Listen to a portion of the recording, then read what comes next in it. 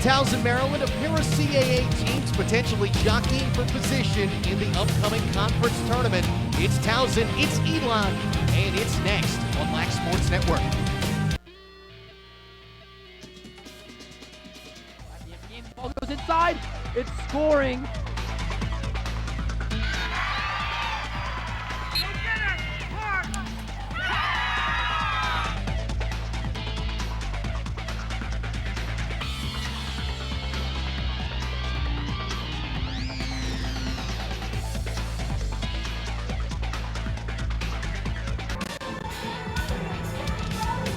It's a beautiful Sunday afternoon for women's lacrosse here in Towson, Maryland. Johnny Unitas Stadium is the site of our broadcast this afternoon. We're Lacrosse Sports Network proud to present the CAA Game of the Week.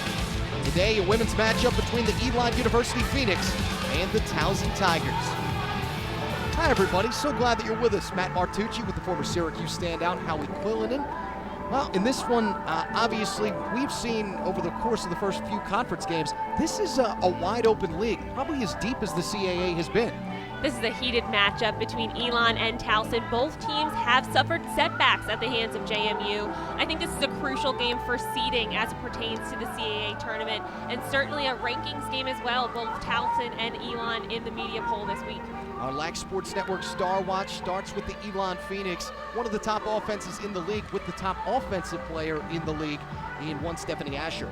Stephanie Asher is a watch list attacker. She leads this team offensively. She pushes the pace for them. She has a team-high 40 goals, 7 assists to go along with it. She's definitely a scorer here. You know, you have to look to her to put points on the board for this Elon team if they will succeed today. And the interesting thing about the team that's defending her, the Towson Tigers, everybody talks about their offense. Their defensive unit is pretty good. A younger group led in part by Olivia Conti. We decided to give the defense some love today. You know, Conti, a freshman, she's one of the nation's leaders in caused turnovers. She has 29 caused turnovers, and she has 30 ground balls. You know, she's really just a player that makes changes down there defensively. She comes up with caused turnovers. She pushes the tempo in transition. She's a player that changes the course of the game when she steps foot on the field. Wow, what a gorgeous Sunday for lacrosse as we open up our CAA women's package here on Lacrosse Sports Network. Look at the Elon Phoenix, who come in at 8-4 and having dropped their first conference game the other night. Identical 8-4 records overall for both of these two programs, as Towson tries to push its CAA record to potentially 2-1. And there's a look on the Towson side of things. One Angie Benson, preseason All-CAA selection. And just a sophomore, a Palm City, Florida native is Benson. And the opposing cage, Rachel Ramirez, senior from Lindenhurst, New York. Comes in as the conference's leader in what is saves a game at just over 8 of them.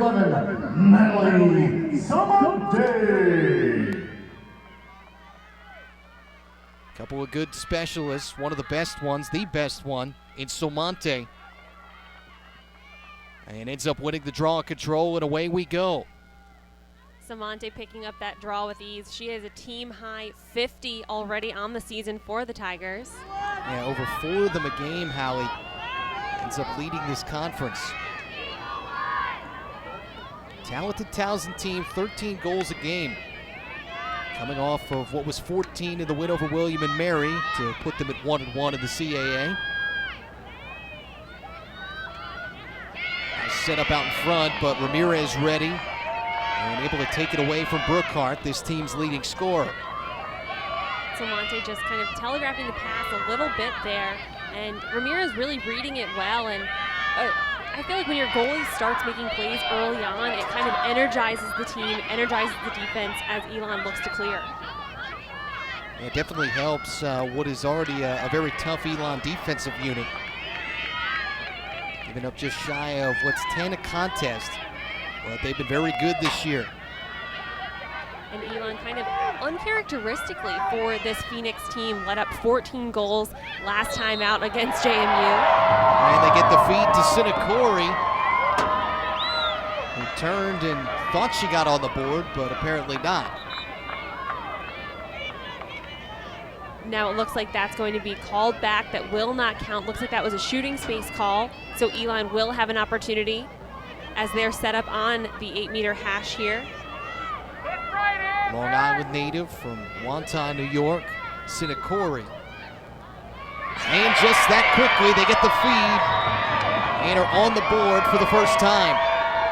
Sinakori doing a great job. When you're set up on that hash, the angle is really not to your advantage, especially if you're with your right hand up. But she reads her setup so well. She looks at the players that are surrounded on the 8, and right there, I think you saw it, Melissa Birdsell wide open on the crease. Freshman from Milton, Georgia. Not necessarily one of the first couple options you think about for scoring when you talk about this Phoenix team, but right off the bat, we get to see the depth of this Elon program. And I think what was so key for Birdsell, when you're an attacker and you get that feed and you're on top of the crease, so quickly you just want to get that ball out of your stick. She really showed a lot of patience, a lot of poise there to put the ball away. For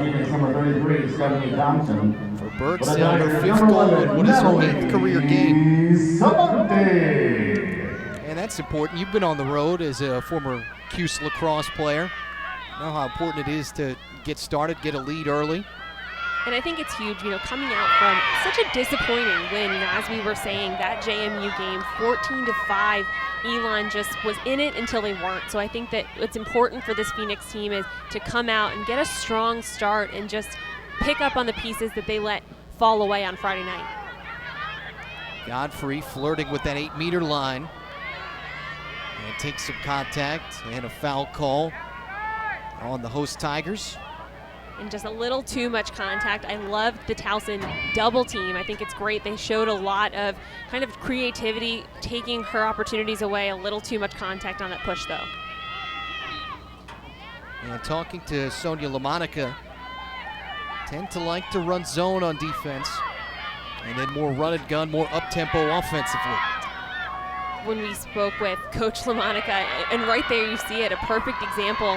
In this possession clock, this shot clock era, 90 seconds, Sonia said the minute we heard that was going to hit the D1 game in 2017, even last year in 2016, Towson said, we're going to play defense, we're going to play zone, we're going to slow the ball down as much as we can and really force the opposition to push the ball and take time off that clock.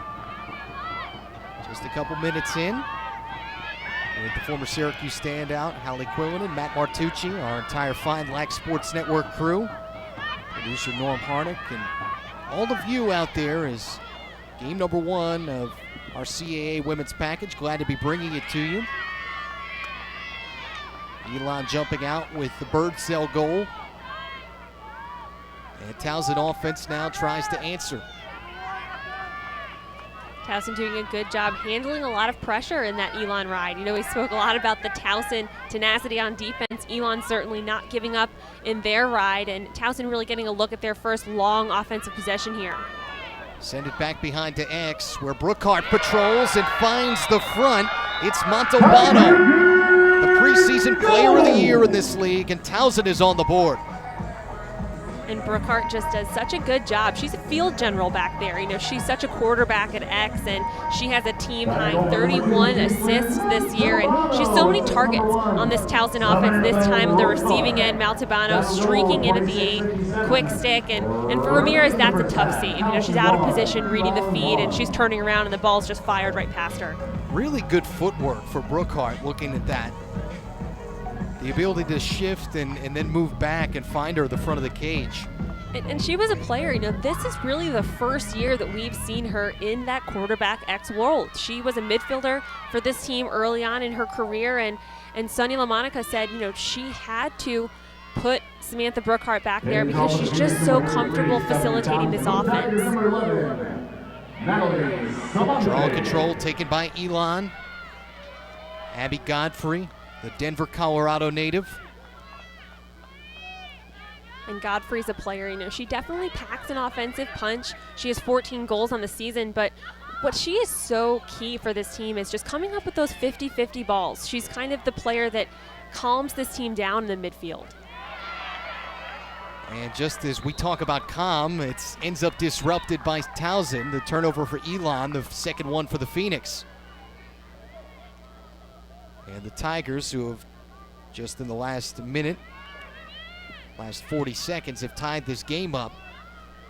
Potentially looking for more, coming between the boxes and out into that Elon zone. That was just great anticipation by Sammy Chenoweth. You know, I think what's so impressive about this Towson team this year really is just their caused turnovers. They're not afraid to get out and get after it. They push the tempo and they really force teams to make decisions on the fly. Gillingham sends it back behind. And to the top of that 12-meter line. Gillingham once again. Back to that X position. Brookhart trying to feed it out in front, and good deflection. Ramirez, the goaltender, getting a stick on it. Ramirez, just great anticipation there. She has her stick up, and she's a left-handed goalkeeper too, which I think, you know, most players are right-handed. Most goalkeepers are right-handed, so sometimes that catches teams off guard, and her ability to just get her stick up, and her stick was just right there. Cowley bringing it through. Yeah, that's one of those things that I feel like if you could see it on film probably half a dozen times, but until you actually see it and get a shot or two on a lefty, then it's probably not as comfortable. You know, I feel like as a shooter, I can't tell you how many times in college, it's just muscle memory where you put the ball, and you're so used to shooting against right-handed goalkeepers that a lot of the time when you play a lefty, their stick's right there, and you're like, oh, that's right, she's a lefty. The quick bounce shot off the feed out in front. That was Kelsey Dupere, junior from Raleigh, North Carolina, and we get a violation on Towson. And that looks like it's going to be a yellow card. You know, the follow-through in women's lacrosse is so key that you really have to, after you get the shot off, you know, if you're hitting a player with the ball, instantly that's a yellow card. Yellow card number 34, follows through and hits Kelsey a player of the Dupere. opposite team, you also get sent off the field as well. And correction, it was actually Dupere from Elon who committed the violation.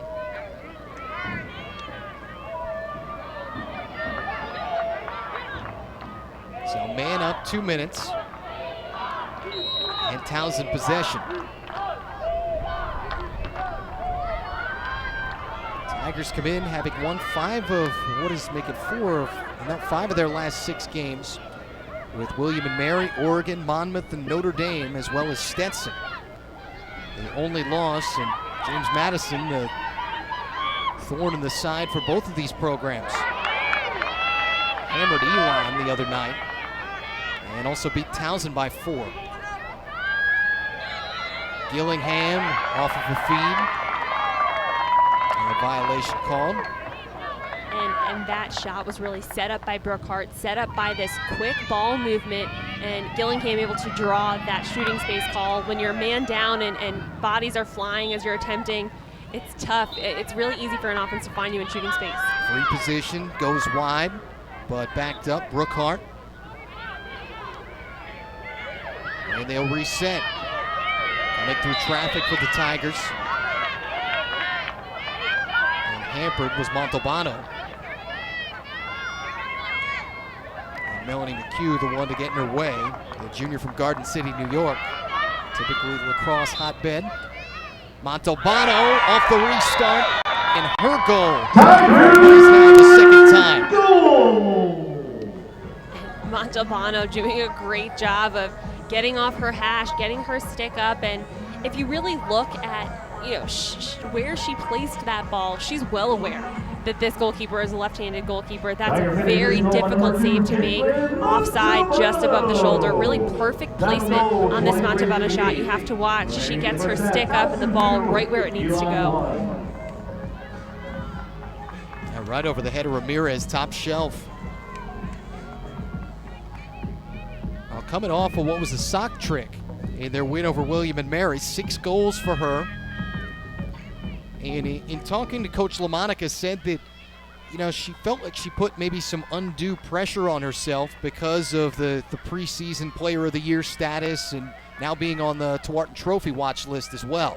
You know, she was a player that really broke out in her sophomore season, and she was the preseason Player of the Year in this conference. She was a preseason All-American. And, you know, 2 things. I think, one, she probably did put a lot of pressure on herself, but, you know, also, this team is just so balanced this year. You have players like Brookhart, you have players like Solmonti and Maltabano. There's so much depth, so I think that she just needed to let a lot of her teammates do the work, and then the shots would come for her. Turnover for Towson. Sent over the head of Alyssa Farrell, one of their 4 captains. And Elon through the boxes and into the Towson zone again. Phoenix trail by 1. This is Asher. So you want to have the ball. We haven't really said her name a lot today. This is definitely a player that you want to see get involved if you're Coach Hexter and the Elon Phoenix. Nice dodge to get closer to the cage. Sinakori, who was involved on the possession where they had their first goal from Birdsell. And nice feed down low, but denied. Asher right at the doorstep. There was a lot of defensive pressure right there, and Benson was right there too. If you're Asher, you want to get that shot back. I think the decision there should have been to pull it out and work for a better look, a better angle. Almost a third of the way through this first half. Towson, a pair of goals from CAA preseason player of the year, Caitlin Montalbano. Melissa Birdsell, the lone tally for Elon, and that's where we are to this point. One of those situations where your conference schedule is, so short that every game you get deeper, everything means a little bit more than the previous.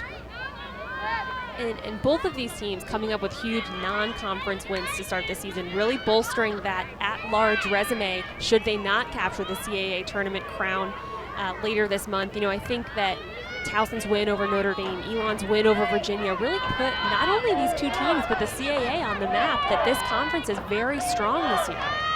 Very strong, and as we said, top of the broadcast, maybe the deepest it's been in a long time. Gillingham left of 8, tried to send it back up top to 12.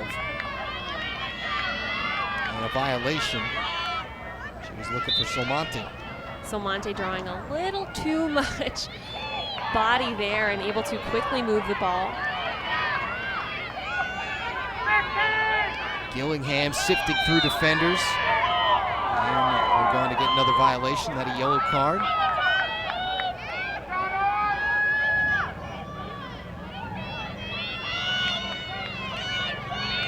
Spoke too soon, I believe, on the card. It certainly looked like it could have been a card. A lot of contact towards Gillingham's head there.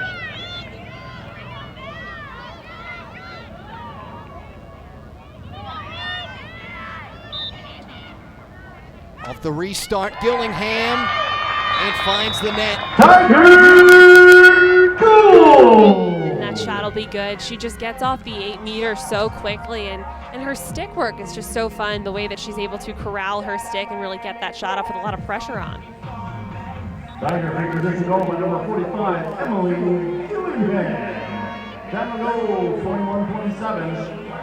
In the first half, Towson 3-1. So now good start for Towson now with the 2-goal lead, up 3-1. Gillingham's doing a great job. I think that she's also one of those players when you talk about the depth of this team. Sonia LaMonica said Gillingham's our resident Canadian. She just has such great stick work. She comes up with that ground ball and she's putting the ball away to give this team their 3-1 lead and just doing a great job protecting her stick there. And I think the interesting thing, both on the men's and the women's side, about the Canadian players playing that box game, sometimes I would think they come to school a little bit tougher, but it's also more of an adjustment to adjust to the American game. Certainly the box and the field game are very different. I think that the edge it gives, at least the female players, and certainly I think the male players in the college game, is in box you have such smaller space to work with, so your stick work is so refined. Nice opportunity for Elon. Birdsell off of that rebound. And quickly taken away by the goalkeeper, Benson. Phoenix had transition, but it ended up closing up quickly. Now through traffic from Michaela Durante, the Farmingdale product. Long Island native. Telecam putting a little too much on that pass, and I think especially as the goals are dropping and you're transitioning the ball up the field, sometimes you get a little too excited. Probably should have slowed that down as Elon goes the other way. Seen a little bit of that on both sides. Couple turnovers for Elon. Towson has given it away a few times as well. And Towson, you talk about the depth of this team offensively. They also have a goalkeeper that's saving over 50% on the season. Angie Benson, this defense is getting up, getting at these teams, playing a lot of pressure zone, and Angie Benson doing all that she can do, really, quarterbacking the team from the goal. A nice mixture in terms of youth and upperclassmen on that defensive unit as well. You have Conti as a freshman, and then Shanna with a freshman. And right to the middle, another goal for Elon, this time Dupere. Making goal by number 34, Kelsey Dupere. Kelsey Dupere. Number 25, Shelby Scanlon. Time of goal, 19.4. Remaining in the first half. It's Towson 3, Elon I think 2. that when a team is playing a zone defense, you really just have to look for that open player, and she just does a great job getting herself open, getting a quick shot past Benson here. Yeah, excellent cut from Dupere.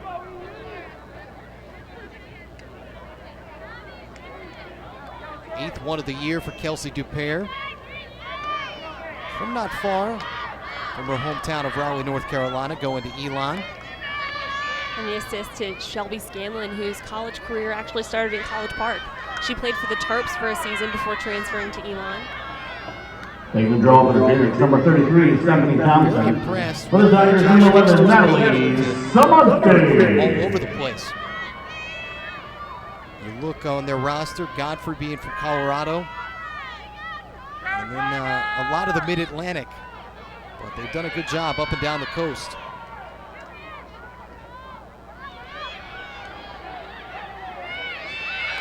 So Monte couldn't get the draw control taken by Fernandez. As a former goal scorer herself, Olivia Fernandez, before moving over to the defensive unit. Hard to believe, looking at Fernandez, 29 goals back as a freshman, but has basically played defense since. And sometimes, that's just, you play where your coach and your team needs you. And Dupere had another look off of, guess who, a feed from Scanlon. And a whistle off the rebound. And a foul on Towson.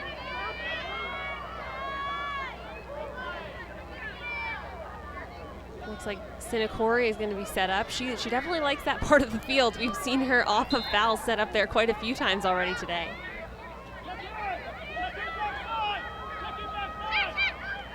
The face dodge from Horan.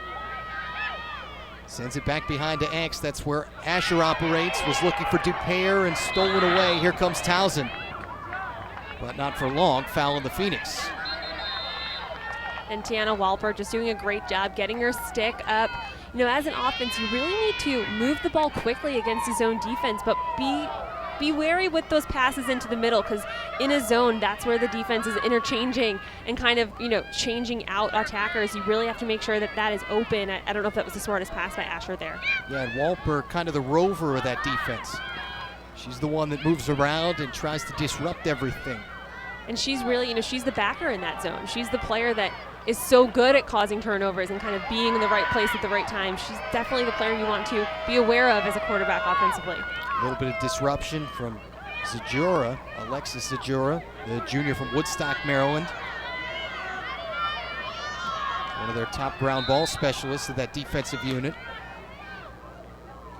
And Gillingham commits the violation.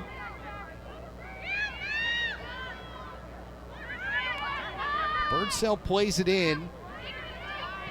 And Elon, and what is the fourth best goal scoring offense in the CAA at 11 a game. Asher cross zone. Nice run for Godfrey. Looking for cutters, has Dupere sitting there middle of that zone. But it closes up quickly again. Almost halfway through the opening half. Towson, a pair of goals from Montalbano, one from Gillingham.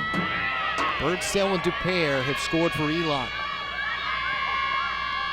And if you're Elon, you just need to move the ball quicker, just like we see there. You can't go one-on-one. You need to draw and dump and look for that opening in the middle. Back-to-back scores now for Kelsey Getting Dupere. scored by number 34, Kelsey Dupere. And a little 2-goal run thanks to Dupere. We're tied up again. And Kelsey, she's definitely kind of, we used to call it, she's that streaker in the middle of the game. She's that player that when she sees the player that's marking her kind of turn her head, when she sees that ponytail, she streaks, she's wide open, certainly communicates it there. And Sinakori doing a great job finding her exactly where she needs the ball, which is so important. Sinclair just able to get it and put it away there. I think you can almost draw a parallel watching the way that she catches the ball in her stick and doesn't bring it down with basketball when they tell you, don't bring it down before you shoot it. She did the same thing there. Goes high both times, able to get both goals. And really, both goals there off of two very good feeds. I think as a player, as you're tossing it into the middle, when you see an open teammate, you're just like, you want to throw it in there, but you really have to thread the needle because defenses are crashing in on the shooter. Back out to midfield for the draw control. Thompson and Silmonte. Taken by Natalia Silmonte. Mentioned before, 50 draw controls coming in, leads the conference, just over 4 of them a game.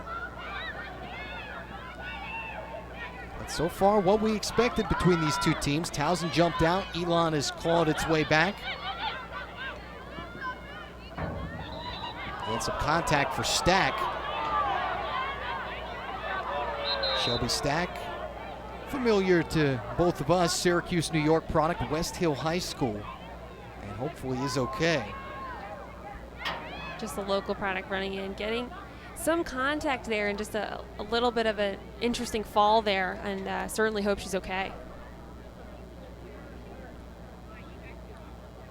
Very good program though, Shelby Stack, West Hill High, Central New York. I know folks from there don't want to confuse it with your upstate. Central New York, upstate New York, I'd say both. I feel like most people from downstate, from Long Island, they think anything north of New York City is upstate. Is upstate, that's right. That's right.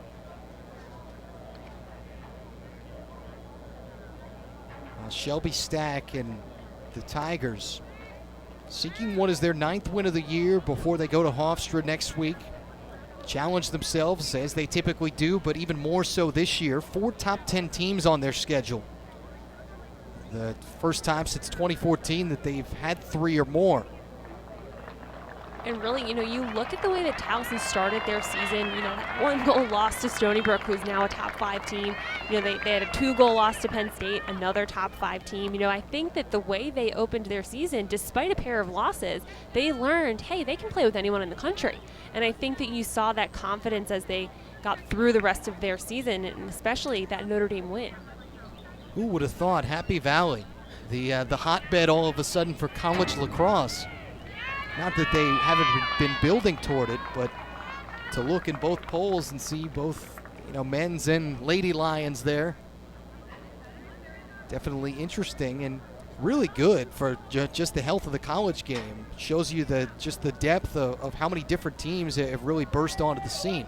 Absolutely, and I think especially in the women's game, you see teams like Towson, like Elon, like JMU. It's nice to see the CAA having 2-3 teams consistently in the top 20 when typically there's one. I think you see the growth of the game and really, I hate to use that word, but the balance of a lot of these teams offensively. Nice to see Stack walking off the field. Towson coming in, speaking of that top 20 poll, 14th and 16th. Elon 19th in one poll, getting votes in the other.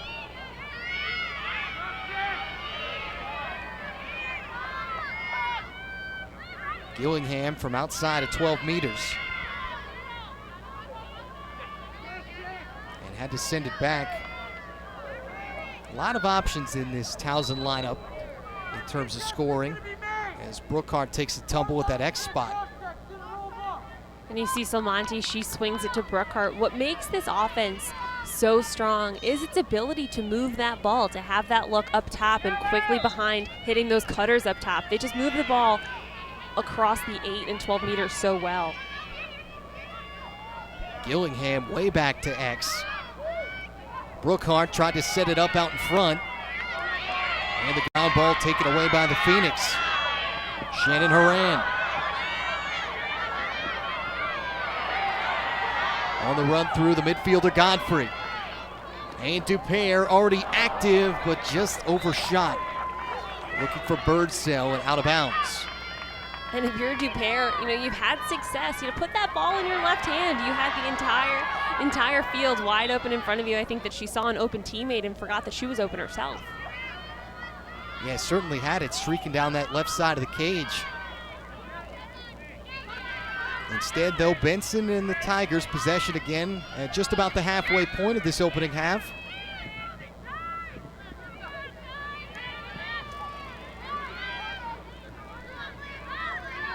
Conti bringing it through, playing a little two-way lacrosse, and now retreats. And Conti's that player, she comes up with ground balls, calls turnovers, and she's a one-woman clear for this team too. I think that she and her defense are setting the tone early with this Elon offense. And foul on contact.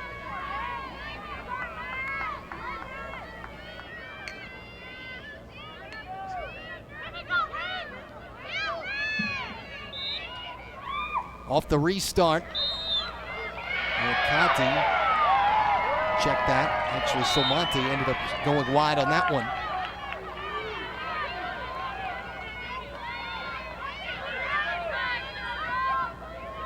Phoenix bring it through with Horan again. Active day for her, running both ends of the field.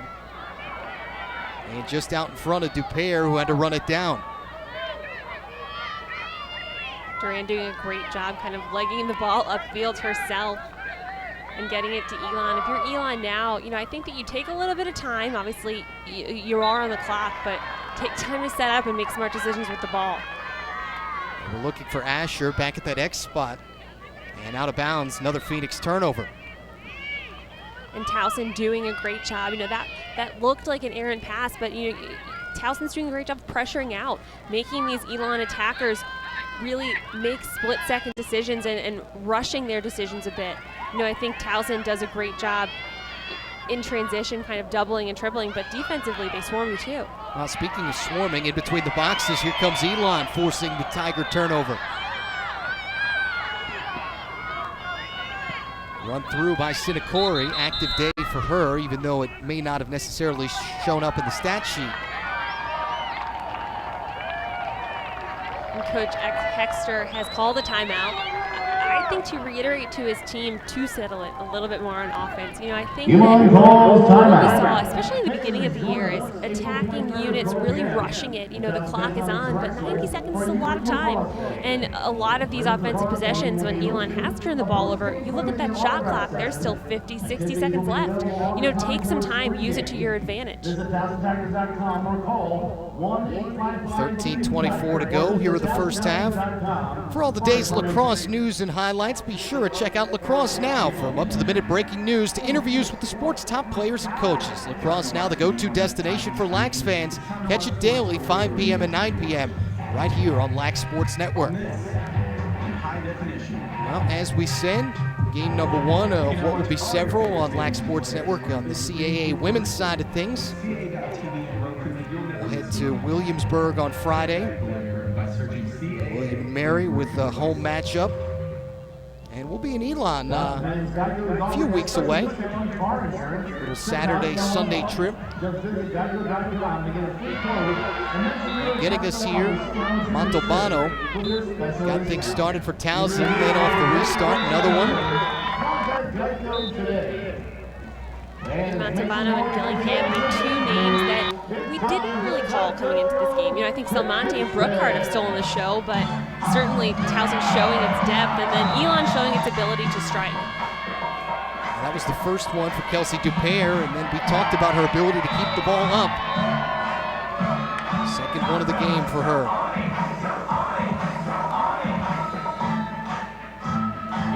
Elon showcasing they're having some fun out there as they claw their way back into this game.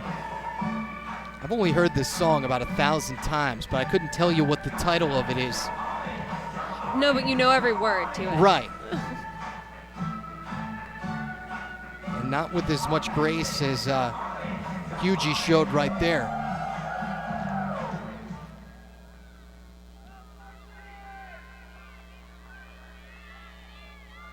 After the Phoenix timeout, ready to roll again.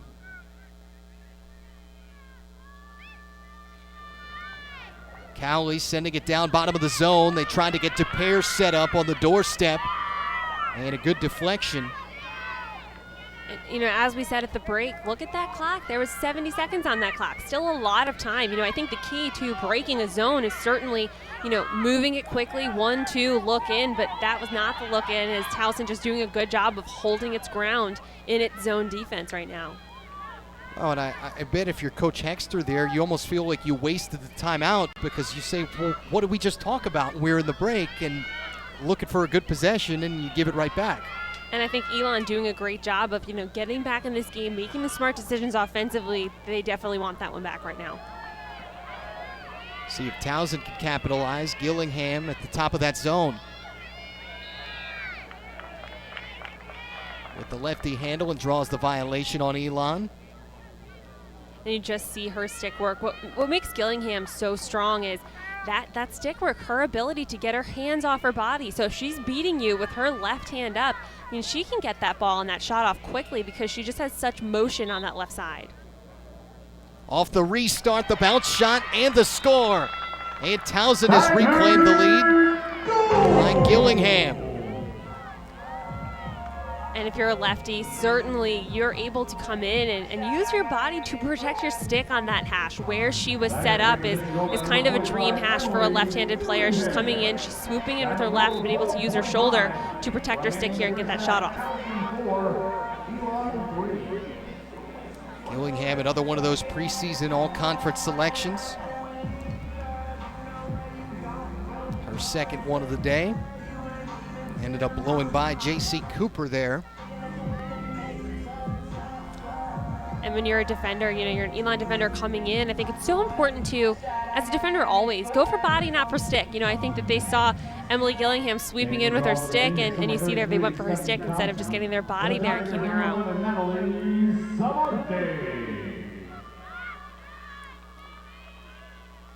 Now, Elon had the early lead, 1-0. Towson scored 3 of the next 4, and 2 straight from the Phoenix. And another win for Towson, another bouncer, and another score. And guess who? And that was beautiful. You know, you look at Silmonte, the minute she's getting that draw to herself, first it was the setup, it was the draw that she wanted, that she got. Her head's right up, and she looks right for Burkhart. It's like she knew she was going to be there. I think this is something the Tigers probably work for in practice, and Telecamp, the patience in front to put it away. That's a beautiful shot, pitching twice to get it by. Yeah, Carly Telecamp, whose name we haven't really called much today, the leading goal scorer on this team, gets her 31st of the year.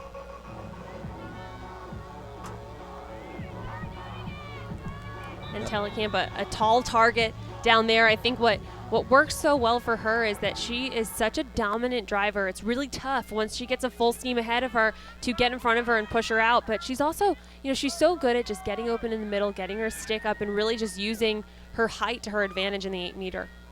Yeah, it's one thing we haven't pointed out, 6'2". She's easily the biggest player on this roster, tallest player on this roster.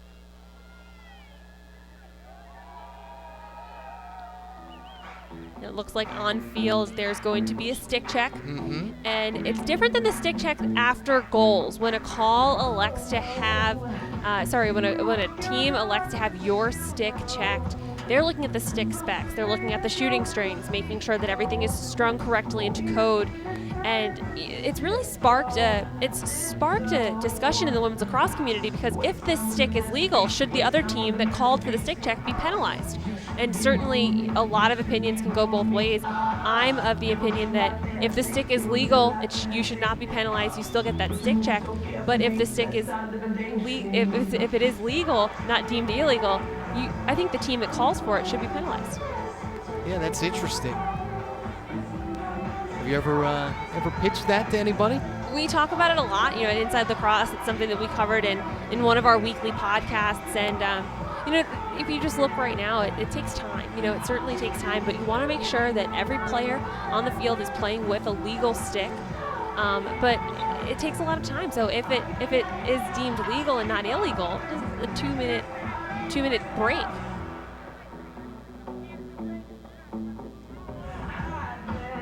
Over 12 minutes to go here in our opening half. Former Syracuse standout Howie Quillen and Matt Martucci. Hope you're enjoying your Sunday. We're certainly having a good time here. Barely a cloud in the sky looking around. Great day for some conference lacrosse here on LSN. It's a men's game of the week yesterday. Women's game today. Michelle Gadea gets her stick back on the field. Her stick was legal, and the game will start. Typically what would happen if that stick was illegal, that would be a yellow card on Gadea. She would be on the sideline. They would be playing man down, and her stick would be deemed illegal to use for the rest of the game. So Monte wins the draw control violation on Elon.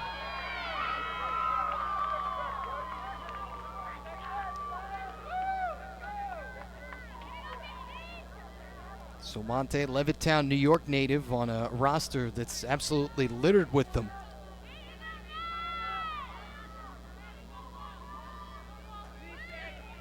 A lot of good New York kids for the Tigers. Yellow card number 29, Bridget Lamb and Elon. Bridget Lamb is the one guilty of the violation. And actually the card, so 2-minute man-up opportunity. So Monte right to the cage and thought she might take that herself. Instead, elected to back it out. It looked like she certainly could have, you know, especially if she moved that stick, but I like the poise that she showed there. It probably wasn't the best look that this team could have had. They have a card on the sideline, so especially with the player on the sideline, you want to make sure the offensive decisions you're making are the smartest one for your team. Shooting space violation on Elon, Michaela Durante. 1v1 with Ramirez. And top shelf, it scores. And if you're Salmonte, that's the offensive look you want. That's why you pull that ball out and you work to find the shooting space call, to find the open look. And this shot, I mean, just perfect placement by Durante. Starts low, whips it high. Just a beautiful shot there. Continues to pace what's now a 3-goal run. Gillingham, Telekamp, and Durante.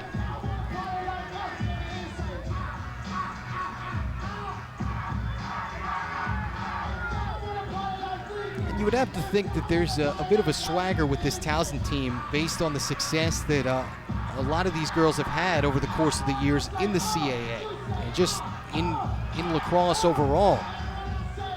Certainly, I think that Towson, JMU, you know, the rivalry, especially of late, you know, I think Hofstra and William and Mary and Elon have certainly had some strong teams. Throw Delaware in there. This is a strong conference, but traditionally, Towson and JMU just never dip. They're always going head-to-head, and Towson right now really flexing its muscles, trying to make sure they don't let this game get away from them. Gillingham quickly, Salmonte, and Maddie Tribby, who's a junior from right here in Towson, Maryland.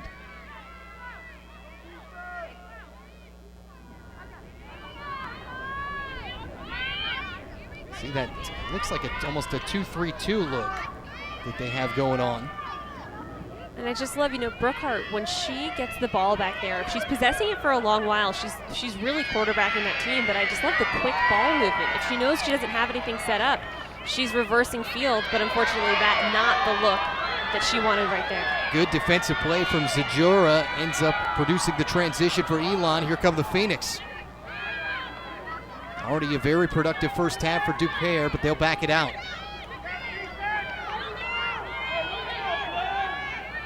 Moran just outside of 12. And Elon right now, 66 seconds on this clock, and the draw control game has gotten away from the Phoenix recently. Salmonte doing a great job individually. This is a possession where Elon needs to make smart decisions and really possess the ball, move it quickly, hit those 1-2. Nice dodge, and right to the cage for Asher. And there's your leading goal scorer in the league. She shows you why. She just does a great job there. An individual effort, which against zone defenses is not something typically you see attackers do. She's dodging in. She beats 3-4 defenders there. Gets a great shot off a huge individual effort by Asher. We called this yesterday on the Drexel Fairfield broadcast. Those are hero goals. Where you give up your body. A hero goal, and Asher actually draws the yellow card on that. I think that there was a little too much contact on that last hit that sent Asher flying. So you're going to see this goal will stand, and off the draw control, Elon will get the ball because there was a yellow card on the shot. So good opportunity for the Phoenix. With Towson up by 2. For Asher, 41st of the year, already has more goals this season than she did all of last year. And that was a 38-goal year. Asher just really doing, I think, the way she's matured as an attacker. And really, I think when you are your team's go-to look offensively, it takes a lot to, I think some offensive players, especially a lot of girls, they feel like they don't want to be selfish. They want to share the ball. But as a coach, if you have a player that talented, you want them to feel comfortable and confident commanding an offense and putting a goal in the back of the net like that one.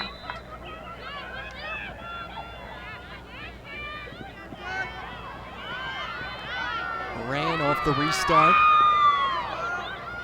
Middle of that zone for Godfrey. Towson doing a great job there pressuring that ball. And right there, that pressure, that takes about 20 seconds off the clock. Moran lost it. The ground ball taken. Olivia Conti has been one of their best, second on the team in that category.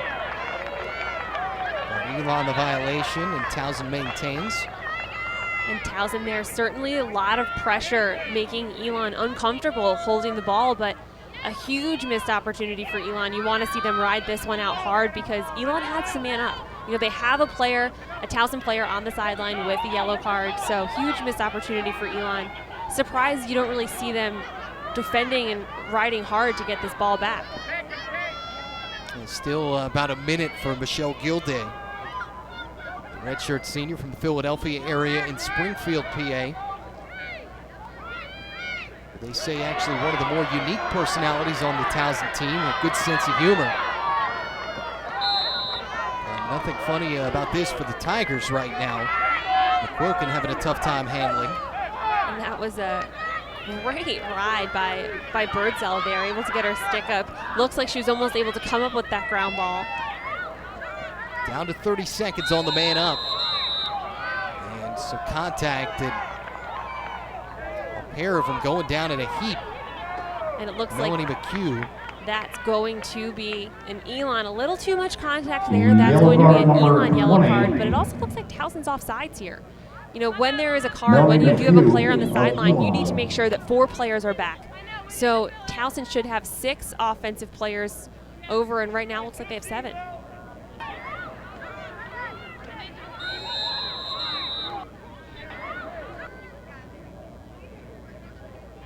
Yeah, counting them up, and I think you're right.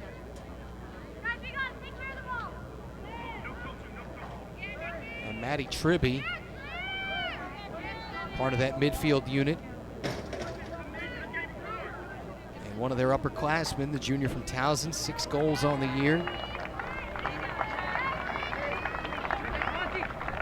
Now we saw Stack go off already for the Tigers, walked off with assistance. Nice to see Tribby be able to remain on the field. But now we still have the calls to sort out. And it is in fact the yellow card of the Phoenix and McHugh. It looks like Gillingham, post whistle, just tiptoed over the 30. Towson able to get away with that offsides.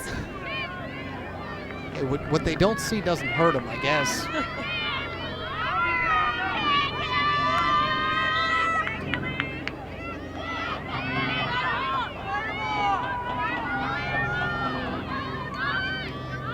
Durante, middle of the zone. And played by J.C. Cooper. It's part of the top of that Elon look. Coming toward the 8-minute mark of the opening half. Elon got the early lead.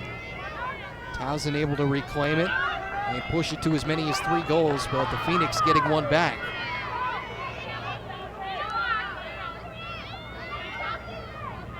And Towson doing a great job here, really possessing the ball, looking for the good opportunity, taking a little bit of time off that clock, but working because they know their man up here. Gillingham right through the middle. That shooting space violation on Elon. And especially when you are playing man down, I think it's just that much easier for an offense to find the look they need to call that shooting space, and Gillingham doing a great job calling her second shooting space of the day. And Gillingham getting it down low. Off of the deflection, the recovery, and the shot wide from Durante. But they'll have another opportunity. And Ramirez doing a great job on that initial Durante save. And she's able to get her own rebound there, fires another shot wide.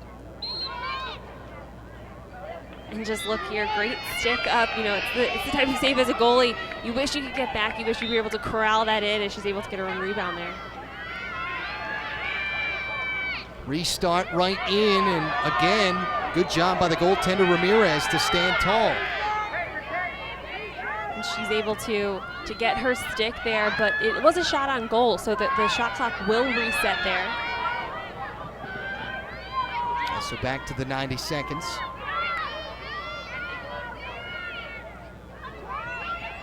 And Brookhart saved for the one assist at the early part of this first half.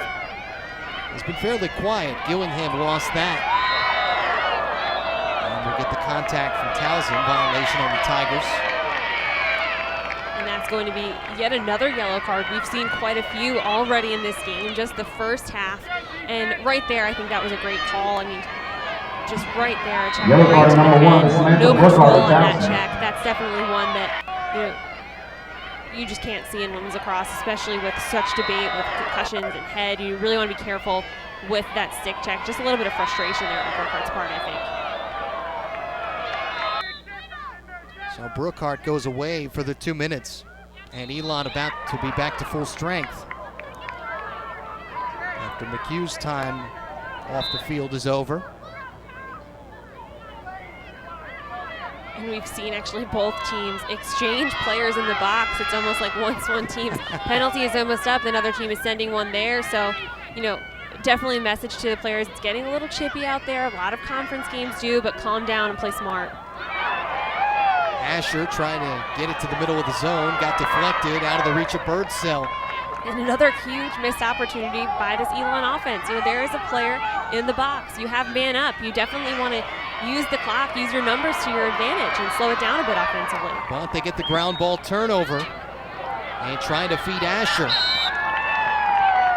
And out of bounds.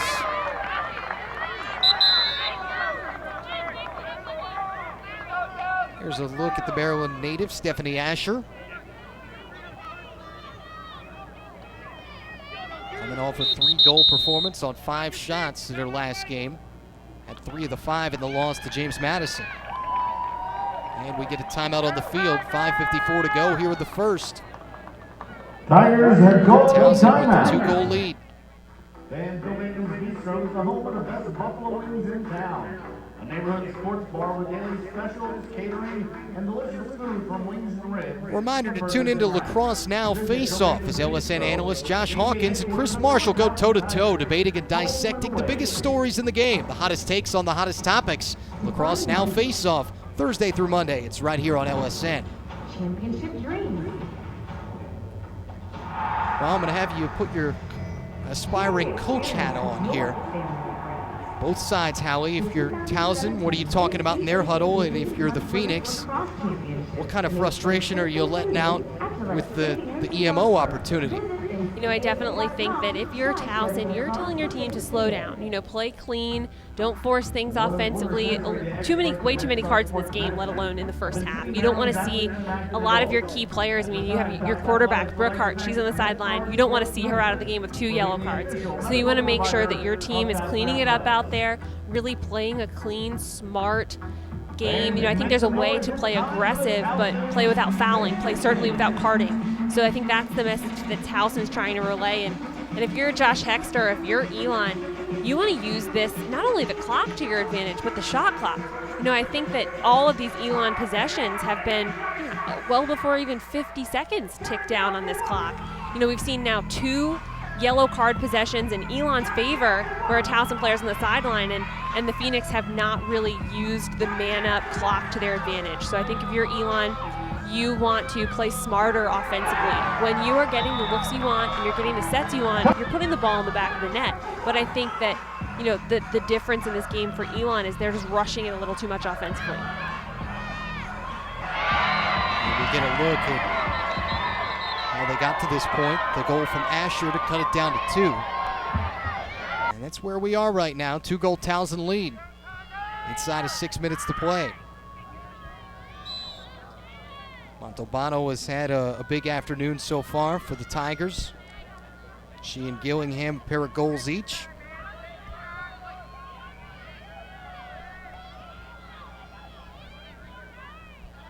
Tigers thinking about trying to get back to even strength inside of a minute to go on the man up for Elon. And Towson here, Elon's not sending a double. They're not sending pressure. Towson's a man down. So right now, they're not going to push it up. They're not going to press. They will use their time and really possess the ball where Elon's not sending pressure at all, and that's on its defensive end of the field. Yeah, theoretically, and it's not theoretically, they could use all of the shot clock if they wanted to just get themselves back to where they need to be, even strength. And that's, shot clock, possession clock. It really is about possession. And in the NCAA rules, you don't have to possess the ball in any certain place on the field. So it's not like they have to clear the half field or 30-meter threshold. They can possess the ball anywhere, and they chose to do that for about 20 seconds on their defensive end right there. So you're telling me if the point guard brings the ball over midfield, there's no 10-second violation, huh? There's no violation. I think that's something that the men's game, certainly they were looking as they institute a shot clock. Will they make it shot clock on over the 50, over the 30? In the women's game, they chose not to do that. Gillingham just outside, now inside the Elon attack zone. Bounce shot and a hat trick. The sombrero for Emily Gillingham. Gillingham doing a great job just using her natural strong hand there. She's such a strong left-handed player. She's also a physical player when she dodges into the 8-meter, and she dodges through 1, 2, 3 Elon defenders. If you're an Elon defender, you need to get up, you need to take that strong side away, and unfortunately right there, Olivia Fernandez is just not able to do that. Gillingham up to what's 27 goals on the year, maybe making a run at Carly Telecamp eventually for team scoring honors, and Solmonte.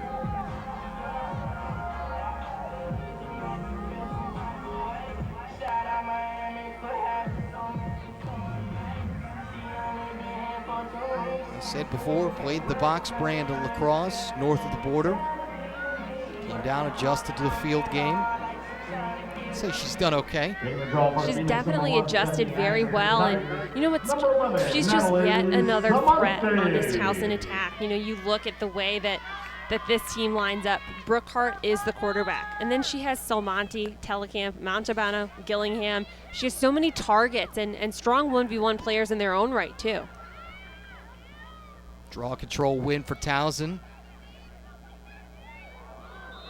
And more contact.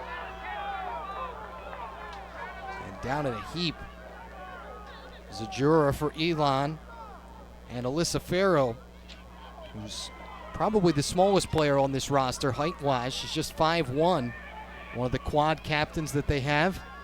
They call her Nugget. I don't know if I would like that nickname. No? Honestly, the first person that I thought of when I talked to her about Sonia LaMonica was Morgan Young from Navy, who's only about 5'1", but pound for pound, one of the best attackers in the women's game. You look down, height, especially in the women's game. You look at a player like Carly Telecamp, it certainly helps you, but sometimes can cause defensive mismatches. It's hard for bigger, taller defenders to get down and play low defense. So height doesn't really make a difference in women's lacrosse. You can still excel at all all positions on the field. Durante. Nice slide by the Phoenix. Gillingham, dangerous, playing back to X, to Brookhart. Durante finding a cutter, and the bounce shot ends up going wide. That was Farrow. And shot clock had actually expired.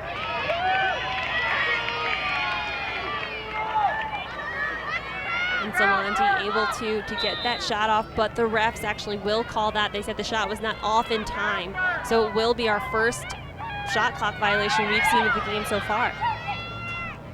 No red light here either, to make sure it left the stick before the red light was on. It's definitely, it's sparked a lot of controversy. We've seen a couple shots this season. Was the shot off in time? And in women's lacrosse, the shot has to be on goal by then. And unfortunately, that release just not quite there. Nice dodge from Asher.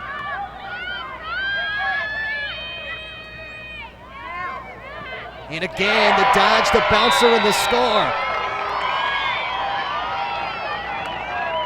Elon goal by number 25, Shelby Scanlon on Shelby Scanlon. Time of goal, We've seen it a 2:07 couple times remaining in today. the first Not one of half. the first options. Towson 7, Elon Certainly 5. Scanlon doing a great job kind of dancing with her defender there and doing just a good job of once she gets off, getting her strong left hand up and changing the planes. I think it's so important that right off the dodge, if you're going to get a shot off, make sure your shot is not telegraphed into the goalie's stick, and she does a great job going high to low there.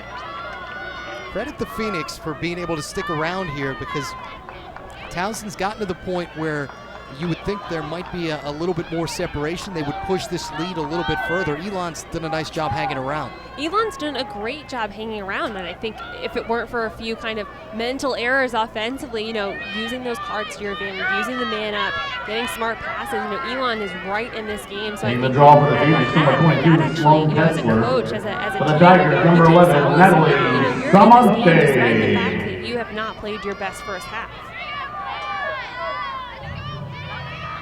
Sure, something that isn't lost on head coach Josh Hexter.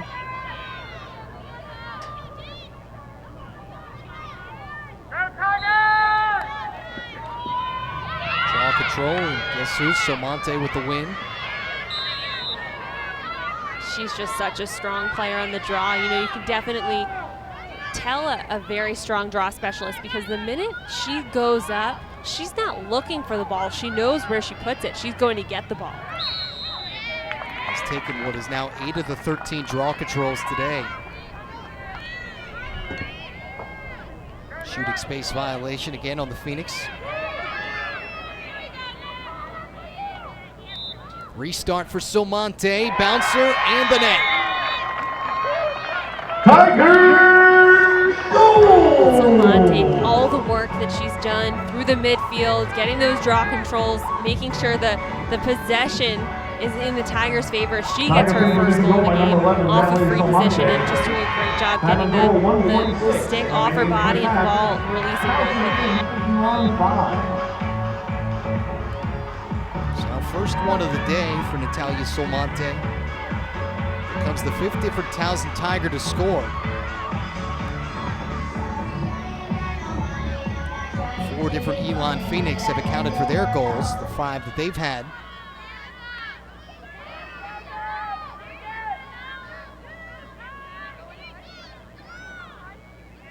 And back to the circle, Thompson and Somante.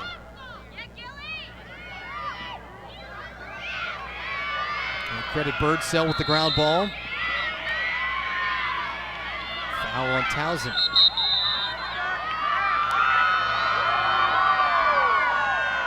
And this is going to be kind of another mental error we saw. So in women's lacrosse, there's quick restart, but the restart under 2 minutes, you cannot quick restart. You need to wait for the referee's whistle there, and an unfortunate error for Elon coming up with a huge draw control. And an opportunity briefly for Towson. And Telecamp's momentum gets stopped.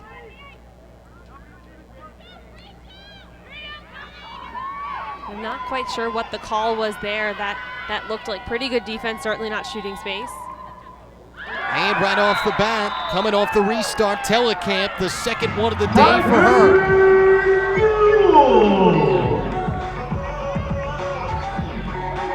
Well, just when we were crediting the Phoenix, not letting them get the separation, here they come.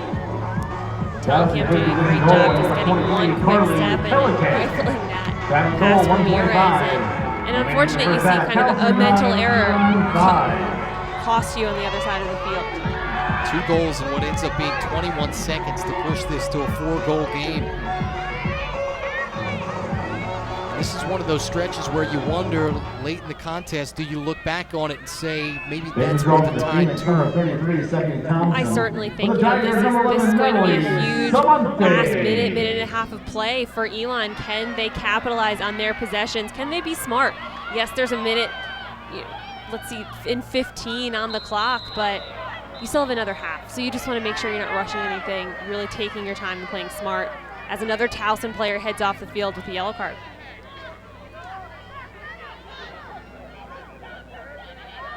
You could see the sense of urgency for Asher coming off of the draw control win. And Sammy Chenoweth, a freshman from Manchester, Maryland, former CAA Rookie of the Week back in early February. This is the 6th yellow card of the game, the 3rd for Towson. Elon also has 3. So the game time is under 90, so let's start.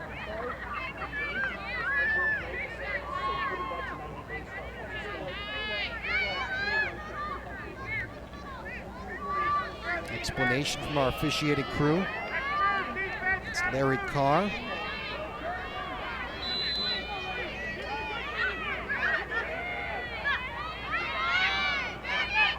Now man up for Asher and Elon.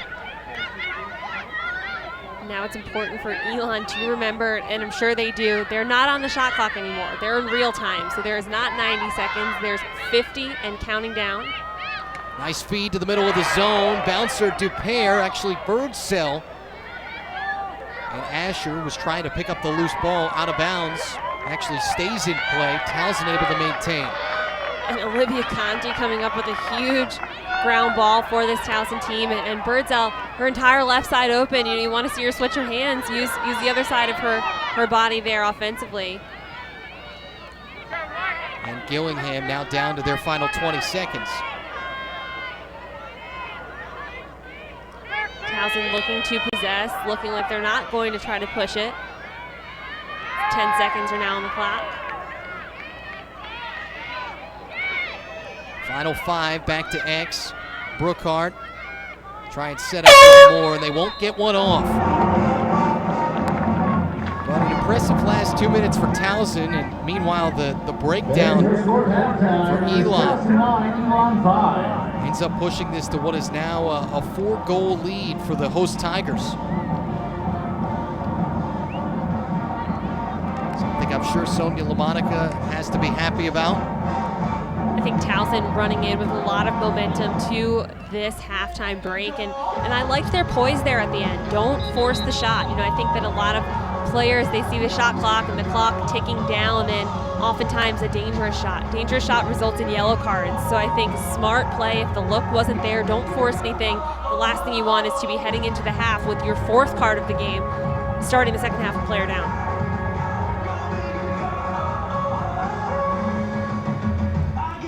Towson trying to win what would be a 2nd straight game, 6th in the last 7. And an impressive first 30 minutes for the Tigers and head coach Sonia LaMonica, who joins us now. Coach, you push this to now what's a 4-goal game in those last 2 minutes. What'd you think of the way your team finished this half? Yeah, I think we started to pick up some momentum toward the back end of that half. Our players are fighting hard. We've come up some great defensive stops, and we've been able to translate, had a couple of nice transition goals, and I think that's given us some fuel and some momentum that hopefully we're going to need to carry into the second half. This team's going to give us a game the whole way through.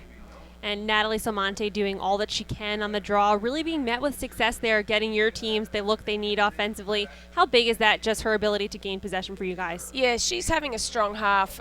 She's found her rhythm in there, and she's doing a good job of getting the ball to herself. And yeah, that's what she does, and you know, like the draw is a bit of a chess match at times, but when you have the right combo, the right matchups, you know, the Nat finds a lot, and she's finding that. So we hope to continue that in the second half. Coach, halfway there. Know you're expecting a tough next 30 minutes. Best of luck. Yeah, thanks a lot, guys. Sonia LaMonica, the Towson Tigers head coach. Her team right now up by what is 4. Our score at the half, 9-5. Towson on top of Elon. We're back in what's a few minutes for the second half, but first an update on everything that's happening on what is a busy Sunday in college lacrosse. We send you back to the LSN Broadcast Center.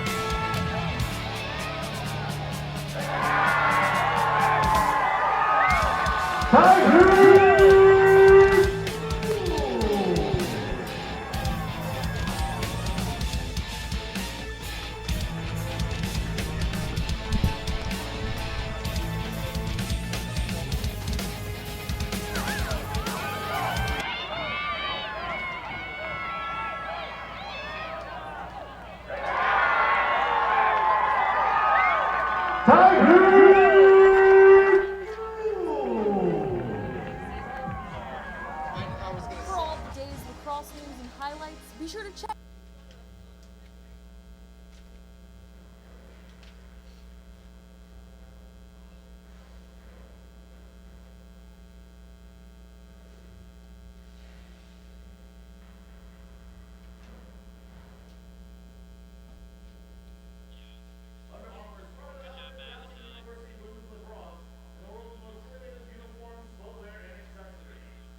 Under Armour's full range of performance here now at UA.com. This is your Armour.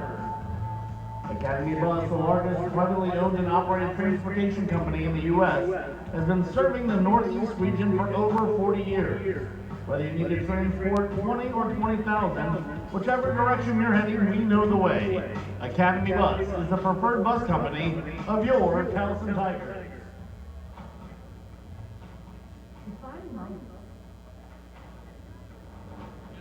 Championship dreams. Share the experience with your family and friends. The 2017 CAA Division I Women's Lacrosse Championship, May 26th and 28th at the Red Stadium in Towson. Visit ncaa.com/wlacrosse.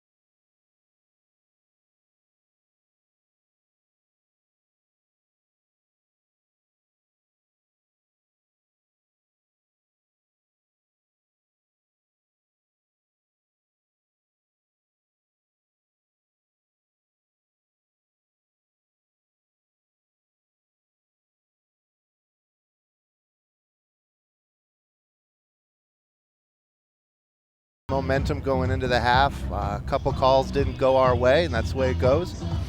We just got to continue to be tough and be more aggressive on the offensive end. I think they've scored a lot of their goals off 8 meters. So we've got to stop the unnecessary fouls in the 8 and just stay aggressive. And Coach, heading into the half, what was your message to the offensive unit? They're getting the looks, they're getting the possessions, just seems a little forced at times. Well, we're trying to stay and we're trying to play more aggressive on the offensive side than we've played in the past. And so I want them to do that. I want them to look to push, and we're trying to just empower them to have as much fun as they can and take some risk out there. And I think in the second half, I think that's going to pay off for us. Well, Coach, you have 30 minutes to have some fun yourself. Go do it. All right. Thank you, guys. Josh Hexter, head coach of the Elon Phoenix, also seeking what would be their 9th win of the year and still looking for that first one in CAA play. But yeah, interesting the way that things ended up. Thought they were in pretty good shape, and then Towson got those 2 quick goals. And I think Towson, those 2 quick goals, just really momentum-wise heading into the half. That's huge for confidence in a game that's been going back and forth. But Elon, at the half, prior to those 2 goals, you were right in it, kind of exchanging goals. So I think that Elon also has a lot of confidence. The Tigers are definitely a team to beat, a perennial power in the CAA, but Elon's right there with them right now.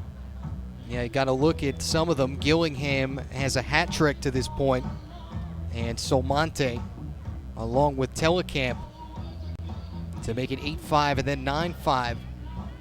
And we had said for a while, didn't feel like there would have been any separation. Elon had done a nice job kind of maintaining.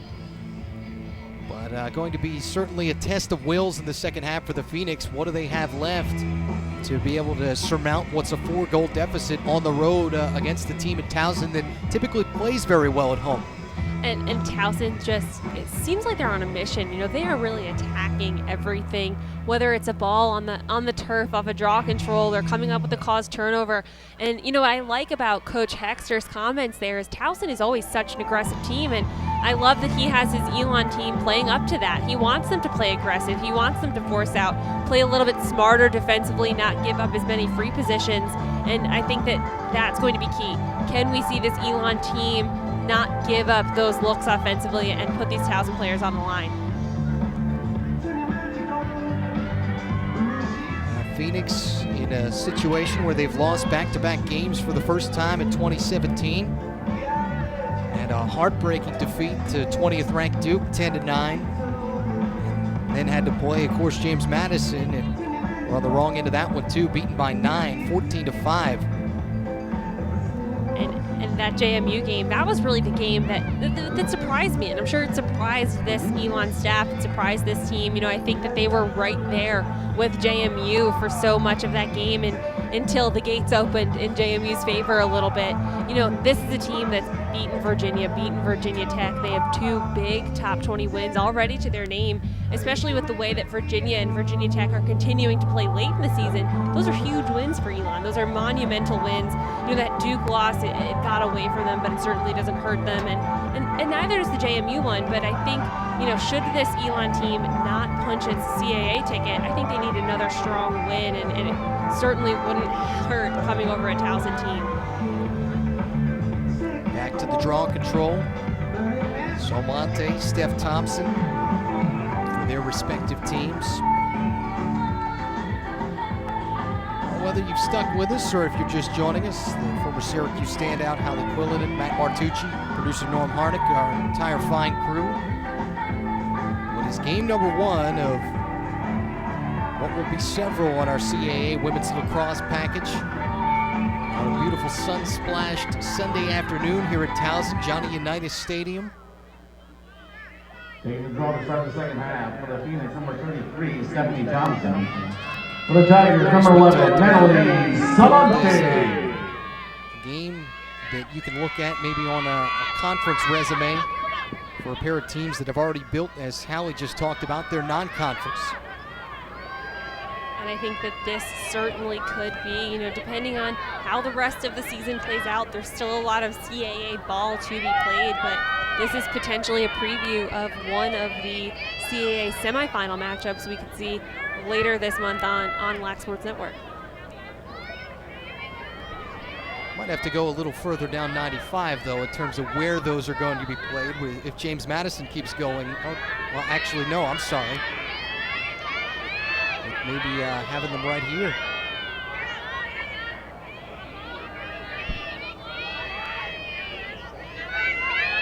Possession for the Tigers.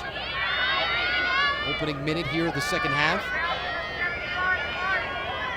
Gillingham possessing up top, and I think that, you know, the scout on her, you want to take away her left hand, and another quick ball movement. Towson strikes early there.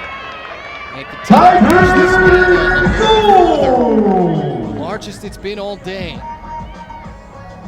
Tigers now go up what is 10-5 on the strength of a tally a minute and 2 seconds into this one. And Brookhart just doing such a good job when she's possessing the ball behind. She's just, it's kind of like a pinball machine. You know, she just moves the ball. She sees the field so well and so quickly, and she finds Maltabano right there, wide open in the middle. And Maltabano able to find Ramirez, who went a little too high for that attempted cause turnover. She makes her pay for it. We're now talking about what is a 3-goal run that's carried over from the last 146 of the first half. Montalbano now joins Gillingham. A pair of hat tricks. They've combined for 6 of the 10 today for Towson.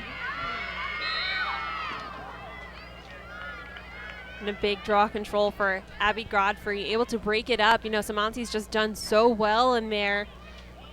Key for the Phoenix to be able to get some possession and some opportunity ahead of them.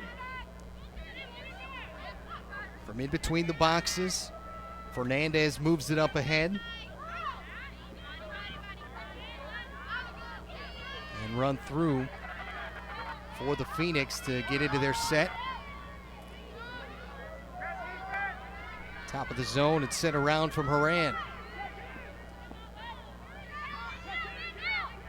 Just about 2 minutes gone by, but Towson continues to push its momentum a little bit further. And a violation on the Tigers this time around. And this will be a 3-second violation on Sammy Chenoweth.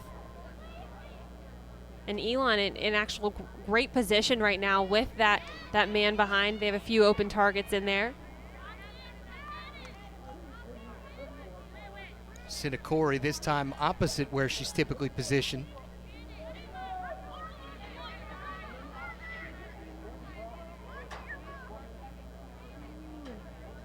Looks like there's a little confusion on the setup, trying to get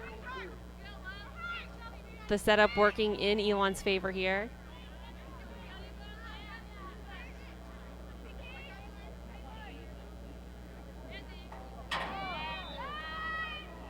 And ready to roll, Sinakori puts it in play.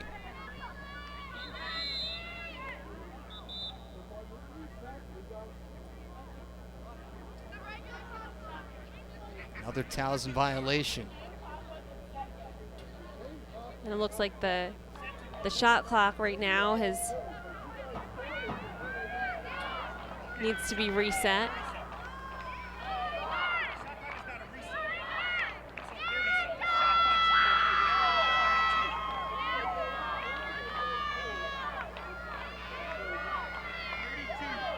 Godfrey waiting for the restart.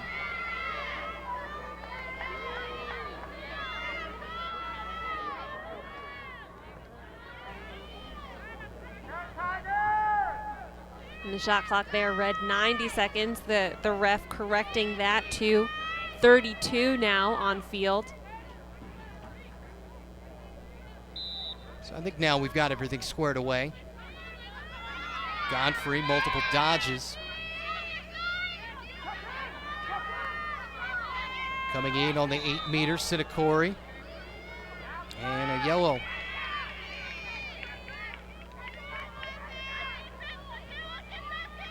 And that'll be a flag, not a card. Oh, not a card, excuse me. But some nice ball movement there by Elon, tucked away by the Towson defense. A little too cluttered in there. Unsettled situation now for the Tigers.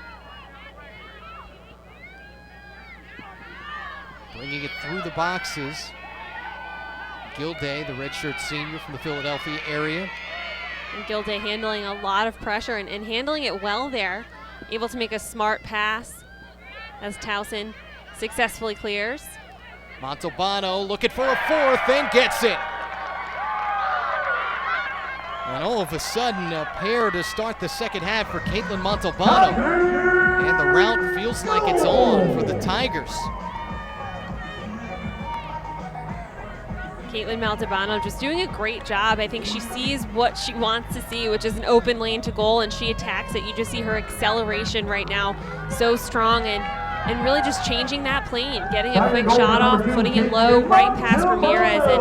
And now Caitlin Montalbano really showcasing why she was this conference's preseason player of the year. I mentioned our conversation with Coach LaMonica this week. She felt like she was at least gaining momentum, gaining a head of steam, that she maybe had started off a little bit slower than she would have liked, but she had gotten herself to the position where they wanted her to be now.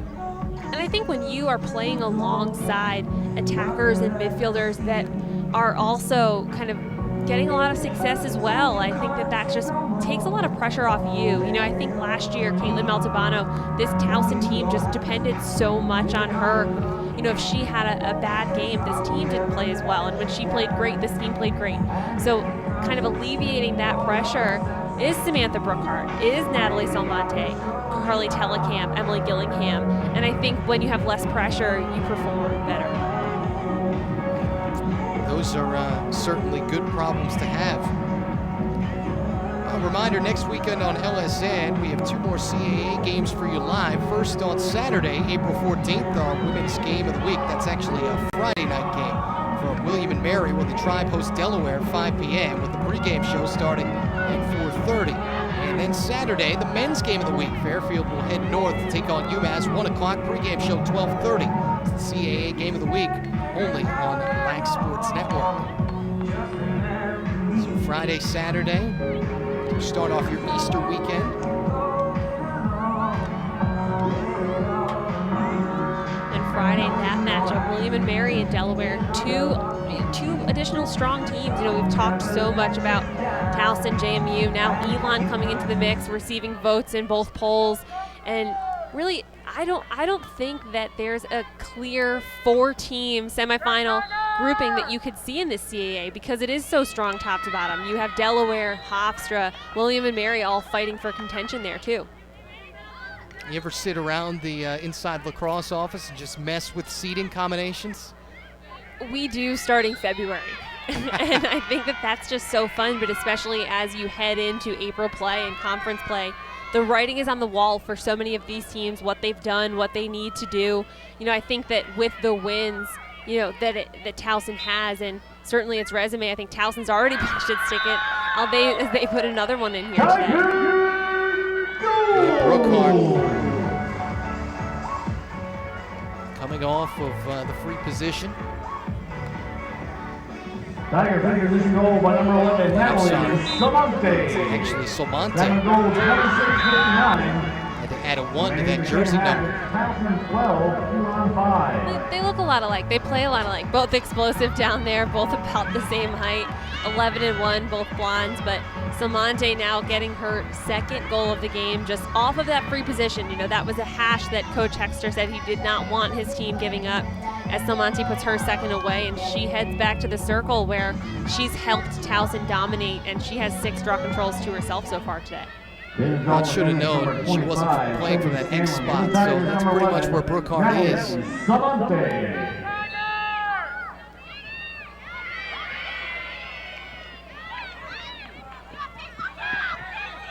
Elon able to corral their draw control as the Phoenix look to attack. Yeah, Zajura. What's your strategy here now? If you're the Phoenix, you're in this hole, you're down 7 goals, and you kind of have to make it up chunk by chunk, you know, run by run. You're not going to make up 7 in a matter of 5 or 6 minutes, but how do you spread it out? And what's your plan, I guess, if you're the Elon staff?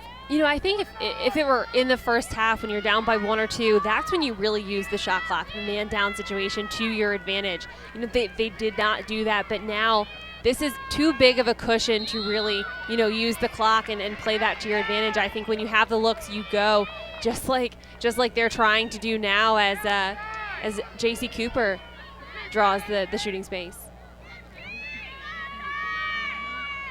Free position opportunity for Cooper. And able to beat her. Gets it past Benson. And that will help Elon. Phoenix response takes just 51 seconds in between the last Towson score. And Cooper doing a great job kind of exploding off of that 8-meter and putting it away. Benson stick side certainly, but just below Benson's stick. She's not able to get a read on that, and Elon really able to. I think this is a huge goal for Elon, a momentum goal. Hopefully they're able to capitalize on this a bit. Now for Cooper, her 9th one of the year, efficient, 9th goal on 12 shots. It doesn't take many of them, but definitely makes the most of her opportunities when she does. For the Phoenix, number 25. And we've seen a number of Elon players kind of outside of that Stephanie Asher role contribute today for Elon, which I think has been very key in the Phoenix's growth as a program. They have a number of contributors this spring. I mentioned before, coming off that Duke loss 2 games ago, Maddie Crutchfield for the Blue Devils, a goal with what was 12 seconds left. You speak of balance. There were 7 different players that day combining for the 9 Phoenix goals. And Duke really, that Duke win a season ago was what really put Elon on the map. So, once again, I think that Elon's ability to continue to play right with the Blue Devils, I don't think that loss really hurts them. They already have 2 key wins already this season. Scanlon, meanwhile, after the caused turnover, able to get it to Asher, and a foul coming on Towson off the contact.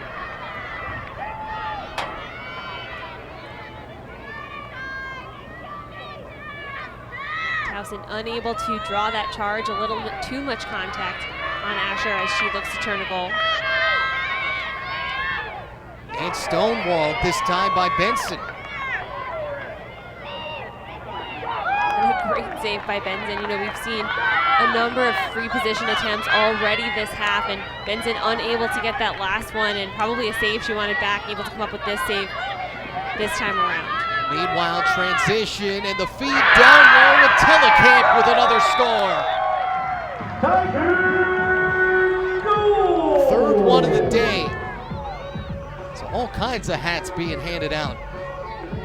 Sombreros, fedoras, you name it, anything that one of the members of the Rat Pack would wear. Lots of hats. And Telekamp just doing a great job. She's kind of a cherry picker down there, but uses her height, her size to her advantage.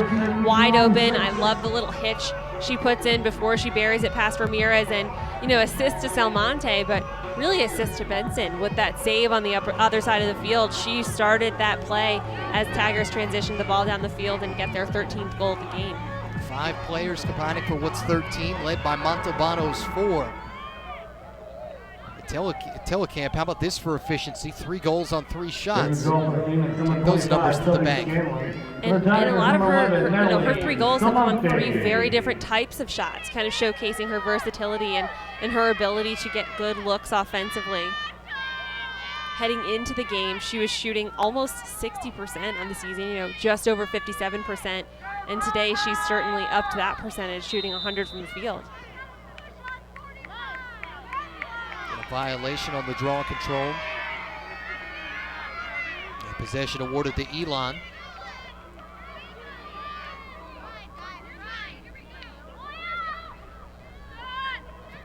Just when you thought maybe the Phoenix off of a couple of decent offensive opportunities, thought they might make their way back, Towson brings the momentum back to its side with Telekamp.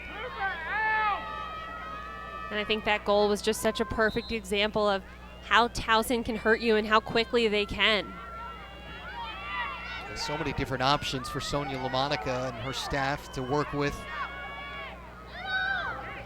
Nice feed, and again, Benson able to deflect the shot.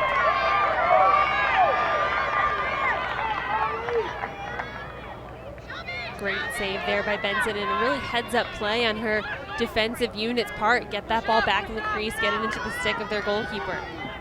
Transition again, Towson. And right out in front, right in front of Ramirez. And the backup chased down.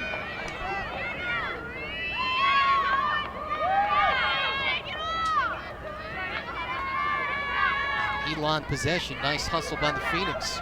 That was a great hustle by Abby Godfrey, really just making sure she gets to the end line where the ball is going out. I think that there's a lot of confusion. Sometimes players just turn and run to the end line like we saw Towson do there, but it's the closest to where the ball goes out. She does a great job getting there. Played over 6 minutes in the second half. Towson had what was a 4-goal lead at the break. And has pushed it now to 7, but more contact coming.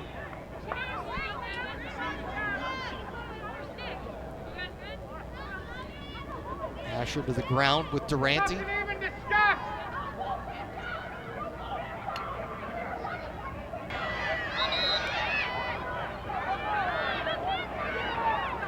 Towson out shooting Elon today, +4 in that category, both shots overall and on goal. It looks like there's a little confusion on the field. It looks like the fouls were offsetting there, and Elon will get possession. Could be wrong. Looked like Asher initiated that, though. Looks like there was a little bit of contact on both sides, and a lucky break for Elon certainly right now.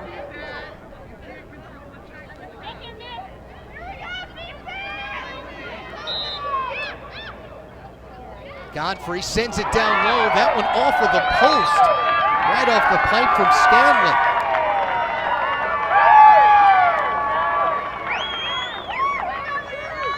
Able to chase that one down out of bounds as the Tigers look to bring the ball upfield, and huge hustle play from Towson, and an unfortunate break for Scanlon. And on the cage, and they beat Cipollone again. And should have noted that. New goalie coming in at Cipollone. Tori Cipollone for Elon. Has given up now what is the last 3. And this is just another beautiful transition goal we've seen from Towson, and Carly Telekamp in that same position, wide open. She's such a big target in there. Even if you have a stick on her, she gets her stick up so much higher, using her height to her advantage. And once again, quick hitch, putting it past Elon, and now she gets her team in a pretty healthy lead position as they're heading into the latter half of the second half. So scoring honors for Carly Telekamp. She and Montalbano 4 apiece. By the way, Caitlin Montalbano, 10 goals now in the last 2 games. So 10 of her 27 between this one and the win over William and Mary. Timeout on the field. And for Montalbano, I think that this team's been waiting for her to heat up, and what a better time of year. Heading into your conference when play arguably means the most right now in this April stretch, and certainly, she was really the player that's gotten this team on the board and lifted up the level of play of her teammates so far today. Well, Lacrosse Central was your one-stop shop for highlights, post-game interviews from around college lacrosse. Join our hosts and analysts every Saturday afternoon as we showcase and break down the best men's and women's games of the day. It's Lacrosse Central Saturday afternoons during NCAA lacrosse season, and it's right here on Lac Sports Network. If you found your way to Lac Sports Network, whether it's by way of the free trial or now paying for your subscription, happy to have you here. Former Syracuse standout Hallie Quillen, Matt Martucci, Norm Harnick, our producer, our entire fine crew, as we get our CAA women's package started. Game of the week. Said we'll be at William and Mary on Friday, but have been treated to some of the best of the conference today, especially on the Towson side, as we get a look at what the Tigers have put together today.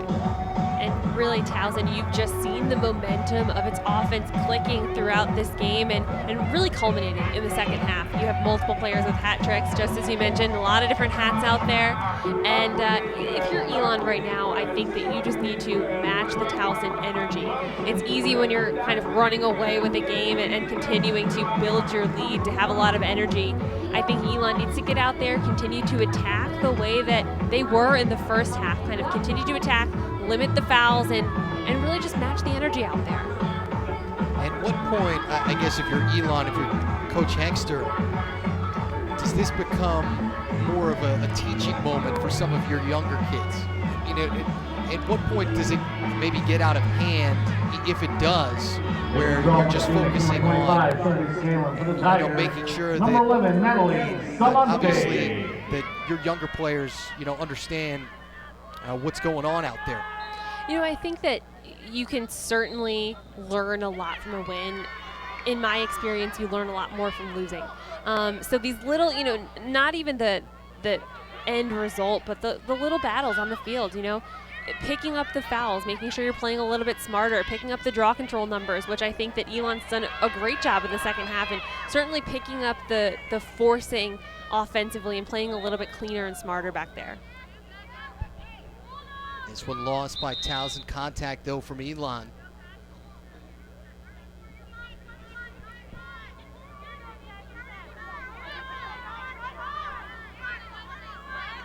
Still a lot of lacrosse, obviously, to be played.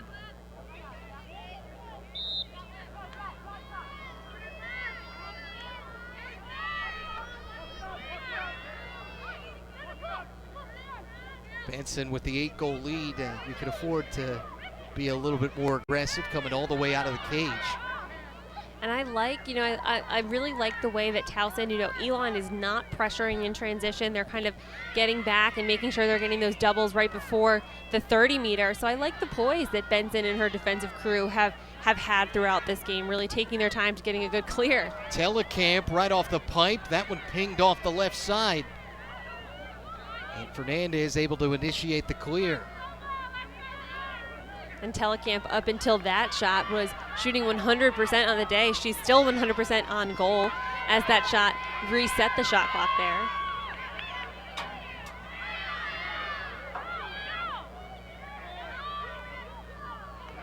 Phoenix having trouble getting the ball into the opposite zone. And given away by Elon, out of bounds.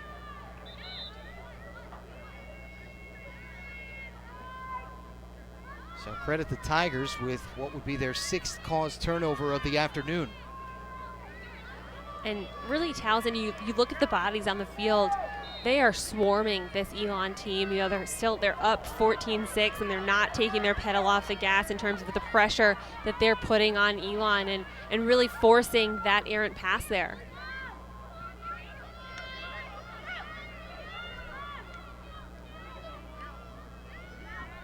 Through traffic for the Tigers in between the boxes. Have to use the keeper, Benson, again.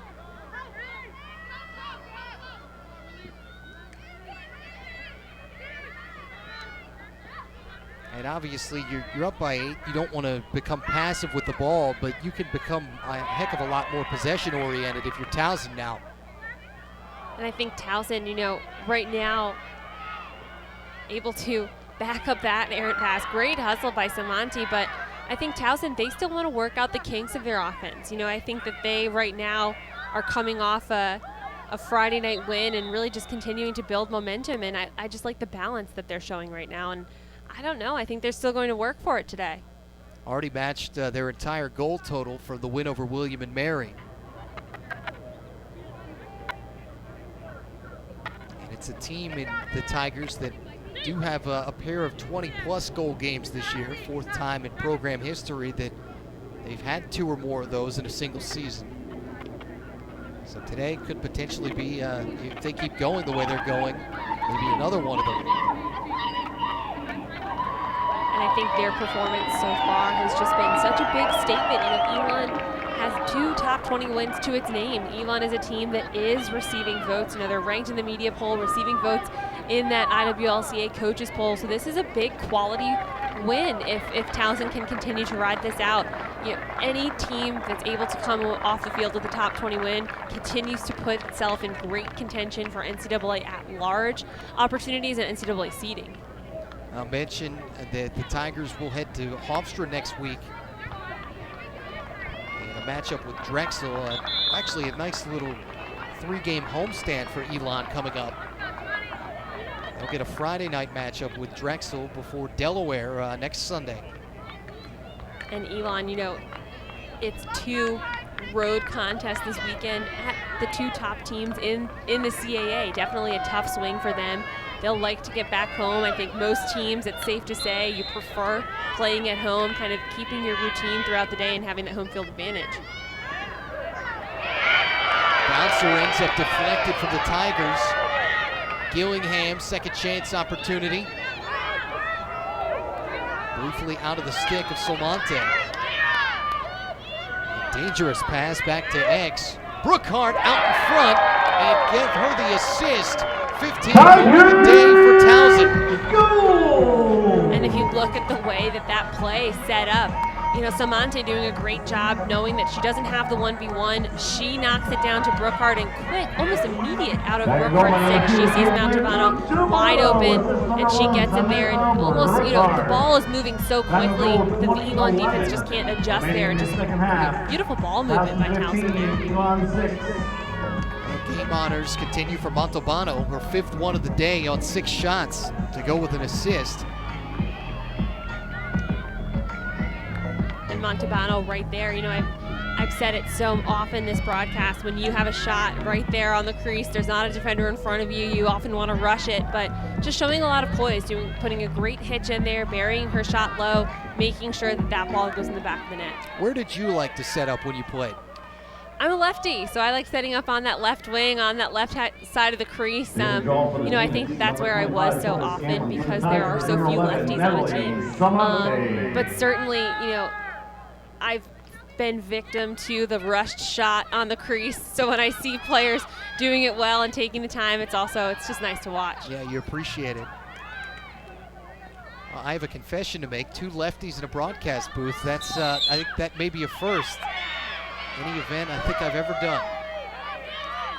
It's definitely rare. We have a few lefties on the field. We've seen Gillingham rack up a hat trick with her left hand.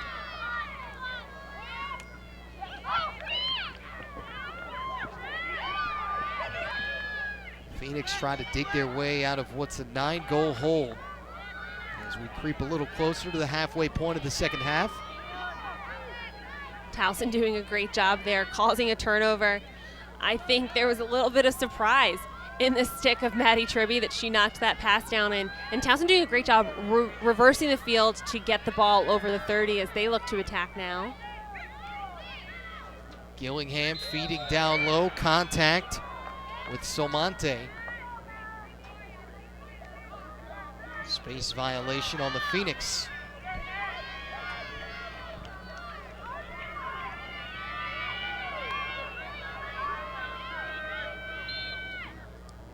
Solmonte from 8, top shelf, and another tally for her as well. Solmonte just exploding off of that 8-meter and really just doing what her teammates have done for the last stretch, putting the ball where it needs to go, making Ramirez really work for the shots in there. These have not been easy shots that either Elon goalie that's seen time today has faced, and Solmonte just firing it past. She shoots the ball with such speed and able to just snipe it past there. Towson has come out like gangbusters in this second half as Tigers have outscored the Phoenix what's been 7-1. And that's kind of been a theme a little bit. If you look at Elon's halves, very good first half team, outscoring most opponents, but second halves have been tough for them. And, second halves have been tough. This second half in particular, one thing that Coach Hexter told us coming back from the break, he wanted his team to limit Towson's free possession opportunities. We've already seen a number of them this second half. Towson has 8 free possession goals. They've given up, Elon has given up 11 free possession shots. Towson certainly capitalizing. Half of their goals have come off the free possession hash. Certainly made the most of their opportunities. If you're just joining us, 5 for Caitlin Montalbano. Telecamp with 4, Salmonte and Gillingham each a hat trick. So 4 different players, at least 3 or more for the Tigers. Balance personified. And for Elon, it's been a good day for Dupere. A pair of goals for her, and then 4 other players with 1 apiece. Towson just doing a great job, showcasing their ability to cause turnovers there defensively with another huge play. This Towson team, I love the balance and I love the way they flex their muscles offensively today, but it's come on the backs of players like our player to watch heading into the game, Olivia Conti, Angie Benson. This is just a total team effort we've seen from the Tigers today. Durante able to run it through, playing a little two-way lacrosse. Send it back to X, and again a nice feed to the front from Brookhart. They get another tally.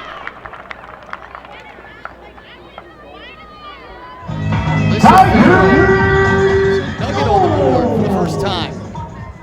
And Farrow just doing a great job. She attacks the space there. I think that Brookhart just sees the field so well, and she sees Farrow attacking the space wide open and quick. The ball's in her stick, the ball's out of her stick. One fell swoop there, right in one motion. And, credit to Brookhart. She's just such a field general, and nice to see Nugget on the board, as you said.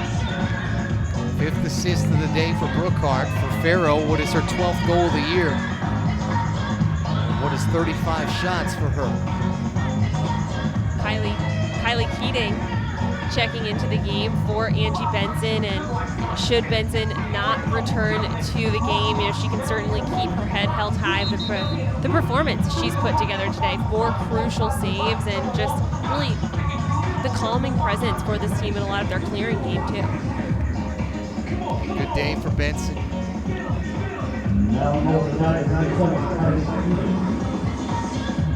Kylie Keating, freshman from Ashton, Maryland, comes from a good program, Our Lady of Good Counsel, that we'll actually see on our air in the high school package a couple times this year. And Good Counsel gave McDonough a run for its money last night, had a close game over at Loyola, and certainly one of the strongest high school programs in the mix with that McDonough, one of the Mid-Atlantic premier programs here.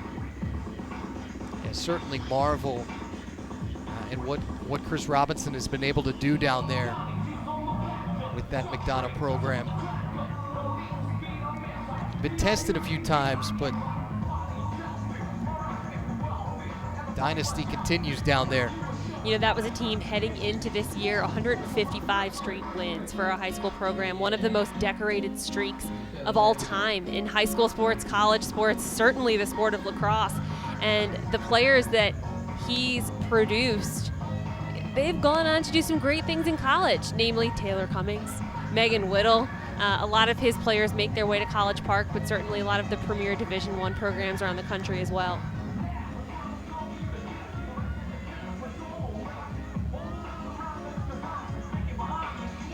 Today here on our air, certainly 2 programs that have been built up by their respective head coaches. Sonia LaMonica at Towson, Josh Hexter at Elon.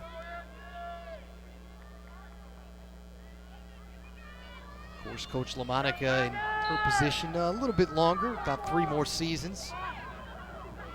7th one on the bench here at Towson. And already a CAA title on her resume, plenty of appearances in the conference tournament. And last year, really special season. Able to go a little bit further in the NCAA tournament.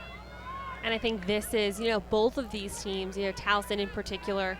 Towson's that team, if you look at, should they punch their CAA ticket, even if they don't win the CAA tournament, I think their resume speaks volumes. They should get an at-large bid. And talk about a team you don't want to face in the first round. A close call at Stony Brook, almost beating Penn State, has a huge win over Notre Dame. This is a Towson team that not only can shake things up in the women's lacrosse landscape, I think can go very far in the NCAA tournament. Keating takes that shot on Cage. And I think that what makes them the most dangerous is everything that we've talked about, how many different scoring options there are. You start to wonder if you're an opposing coach, you better have a really, really sound defensive unit and a deep defensive unit. You know, I think that when you look at this offense, I think the player that jumps out at you, let's stop Samantha Brookhart. You know, she's clearly the quarterback, so let's put a double team on her. Let's put a face guard on her. Well, you do that, and you open up your defense to the 1v1 threats this team has. Caitlin Maltabano, Emily Gillingham, certainly Carly Telekamp. So after those players put their 1v1 goals in, you stand off of Brookhart a little bit, and that's when she goes to work. That's when she's able to pick apart a defense, hit those streakers. So who do you key in on this team? I don't think that there's a single player that you can, and that's why you have, 4 or 5 players well over 30 points at the 30-point threshold with still the entire month of April to go and May. And that's seemingly the way our game went today. Brookhart ended up getting that early assist. They focused on her a little bit more, and it opened things up for everybody else. And then they shifted their focus, and she ends up with 4 more assists. Absolutely, and then you look at defensively. Olivia Conti and Sammy Chenoweth certainly making waves in their freshman year. I love the way that Tiana Walper plays back there. Angie Benson's been great this season. Defensively, I think, last year this was one of the top defensive units in the country, one of the top scoring defensive units. They've been known for the defense that they can play. It's been nice to see their offense make some waves, and you put the two together, this is a tough team to beat.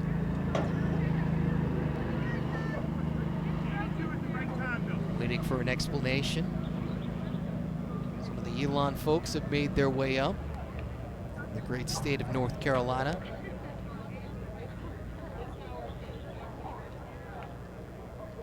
We're halfway through this second half. Apparently shot clock problem. It's stuck right now, I guess, at 82. There have been some issues with the shot clock today. We saw that early stoppage in the second half. Once again, in the first half, we've seen a few issues. I think it's something that a lot of teams, a lot of programs, certainly a lot of personnel on field are getting used to. This is the first year with the possession clock, with that shot clock on the field, and I think that this is something that I just consider it growing pains. You're just getting used to working in such a huge aspect of the game, but a new aspect. Yeah, certainly going to have to work out the kinks before you get it perfected to the way you want it.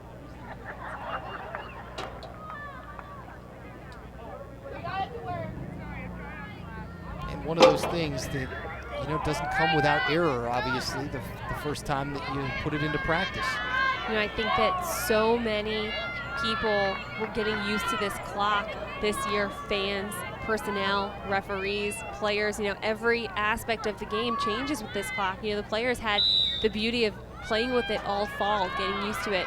The referees in real game, and certainly the field personnel, this is their first season using it. By the way, it's stuck again. Because they restarted it, it didn't move.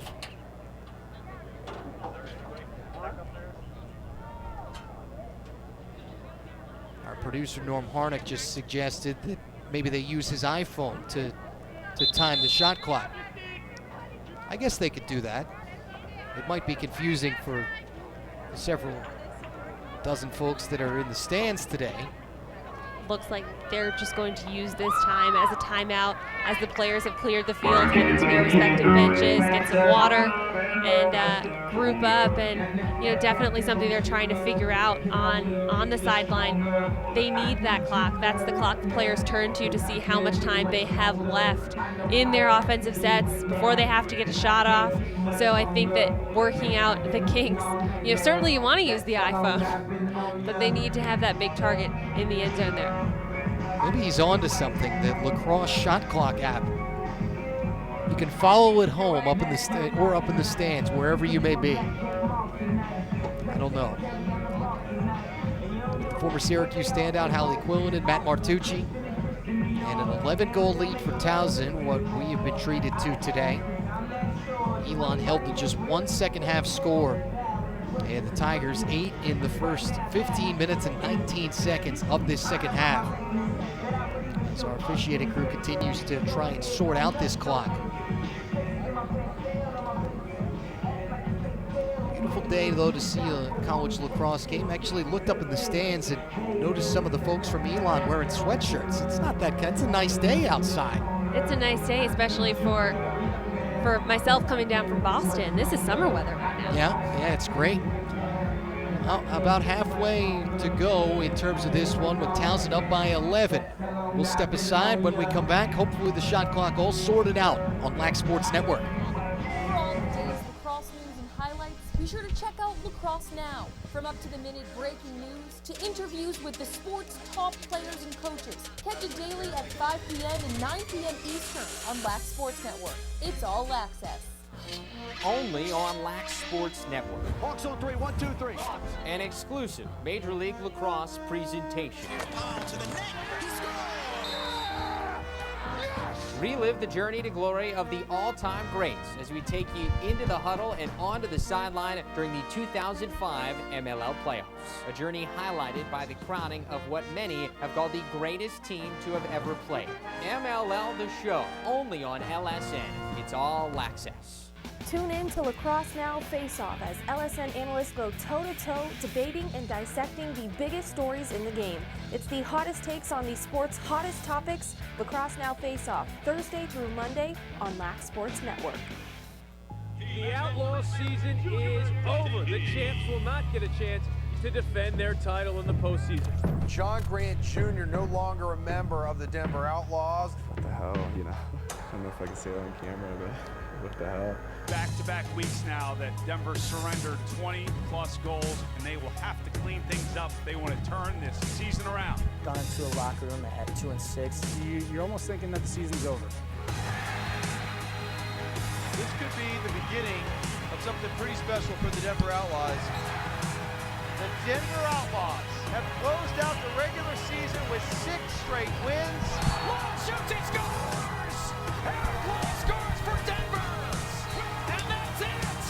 The Outlaws are 2016 Major League Lacrosse champions!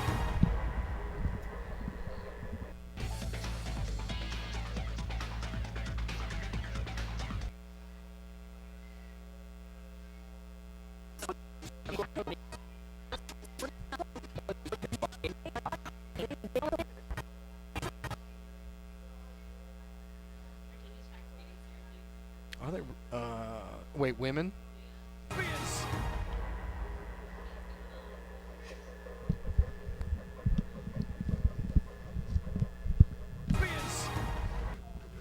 Only on Lac Sports Network.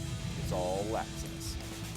For all of the day's lacrosse news and highlights, be sure to check out Lacrosse Now. From up-to-the-minute breaking news to interviews with the sport's top players and coaches. Catch it daily at 5 p.m. and 9 p.m. Eastern on Lac Sports Network. It's all access.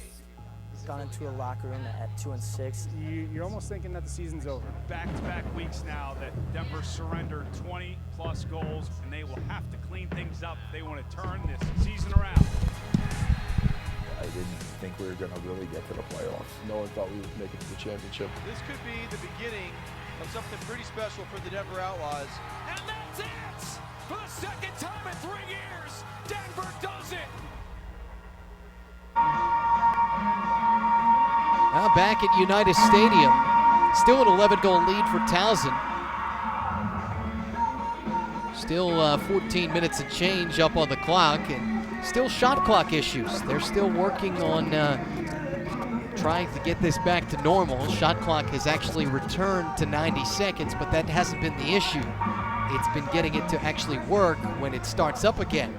It looks like even as they're trial and erroring the shot clock down there, it's stopping. You know, we saw it stop at 80 seconds. We saw it stop a little there. So just trying to get the shot clock working as 14 minutes remain in a game that's running clock right now. Towson's sitting on an 11-goal lead. 10 goals or higher, the clock continues to run, just not the shot clock right now. And they've actually reset the game clock several times. And I don't think that's what they're intending to do, but right now a little bit less than 15 minutes to go. Hopefully they get this sorted out. As Elon coming back onto the field. And apparently looks like potentially they have, because there were warm-ups on both sides. But I think they're going to resume. Yeah, they're going to continue with the running clock as they have done.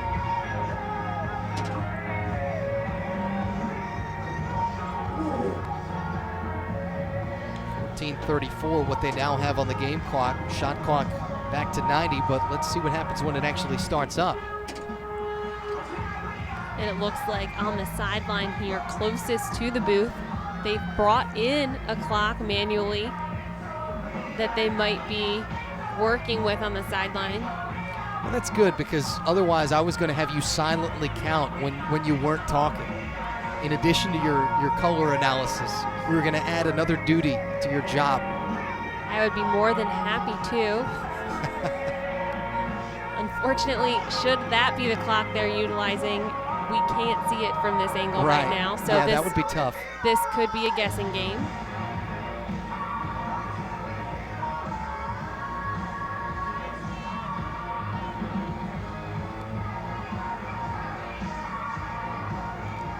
All right, we will quickly step aside once again as they sort this out with the scorekeeper, and hopefully momentarily get back to playing this CAA women's game and get to a win for one of these two teams. This is Lac Sports Network. Gone into a locker room at 2-6. You're almost thinking that the season's over. Back-to-back weeks now that Denver surrendered 20-plus goals, and they will have to clean things up if they want to turn this season around. I didn't think we were going to really get to the playoffs. No one thought we would make it to the championship. This could be the beginning of something pretty special for the Denver Outlaws. And that's it! For the second time in 3 years, Denver does it! LSN Live is the place to hang out, have fun, and talk lacrosse as we bring you a fresh and entertaining take on the most interesting storylines in the sport. It's LSN Live, Thursday through Monday at 2 p.m. Eastern, only on Lac Sports Network. Welcome to Lac Sports Network. We offer you a look through the digital lens at the sport of lacrosse. Our goal is to amplify the game, whether you're picking up the stick for the first time or you're a lifelong Laxer. Games and programs that appeal to fans through all corners of lacrosse, including men's and women's, college and pro, the recruiting circuit, and the skills development, which is so important to advancing the game. Lac Sports Network. It's all Laccess. LSN Live is the place to hang out, have fun, and talk lacrosse as we bring you a fresh and entertaining take on the most interesting storylines in the sport. It's LSN. And we have restarted play, and Towson picks up right where it left off. Tigers get a goal. Tigers! Coming back here at United Stadium. They have elected, it looks like, are they just turning the shot clock off? Is that what they've done?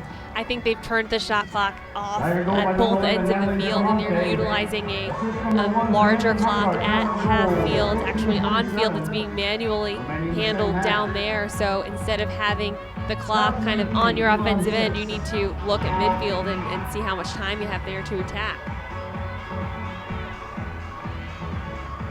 Towson gets its 18th goal of the game.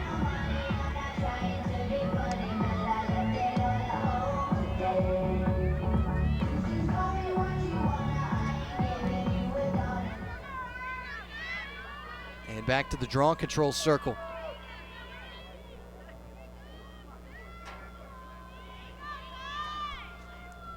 And even Solmonte getting a breather now with them being up 12.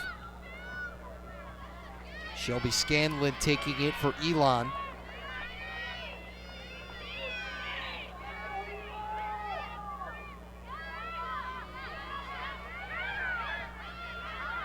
And put into play again by the Phoenix.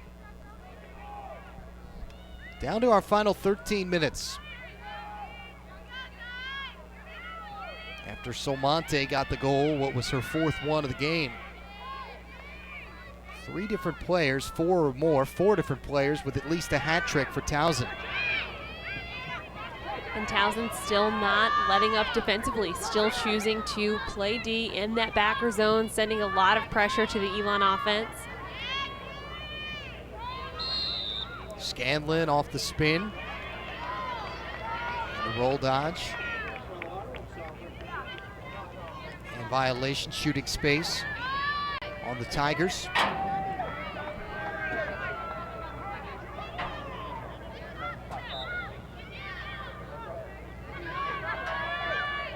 Elon plays it back to X.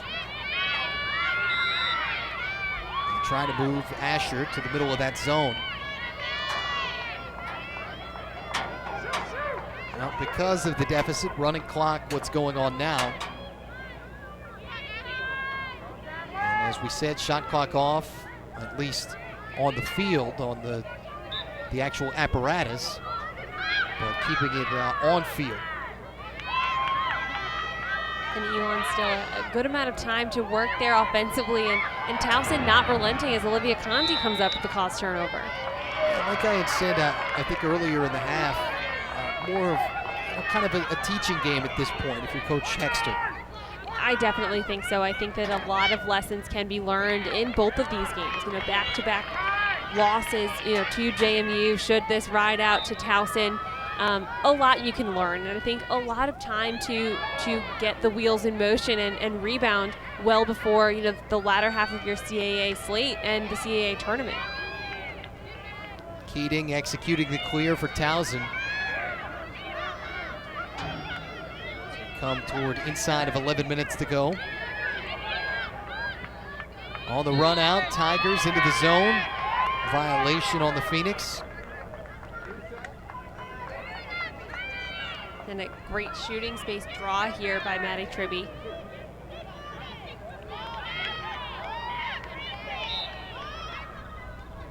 Towson native off the free throw with a score. Tigers goal!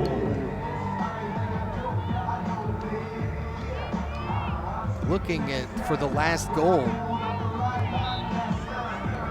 on the Elon side of things. Almost hard to remember it was so long ago.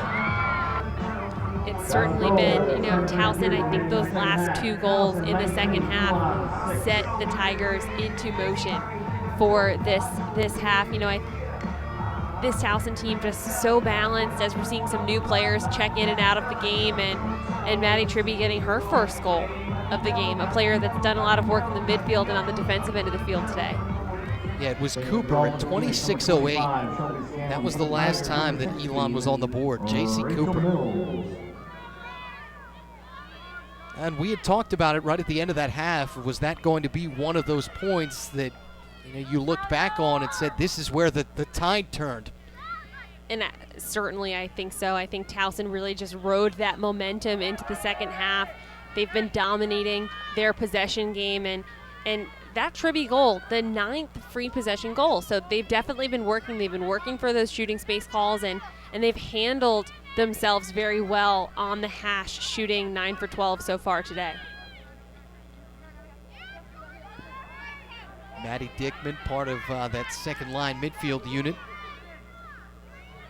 Out there for Towson, the backups to Montalbano, Durante, and Gillingham. Stack, Tribby, Dickman.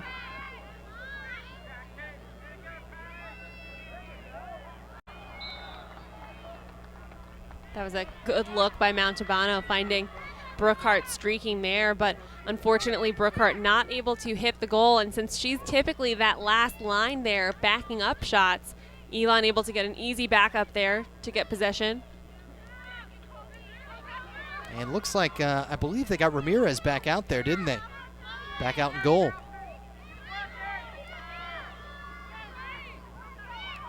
Godfrey with the between the boxes run into the zone, and as it altered, Keating able to pick it up at the crease.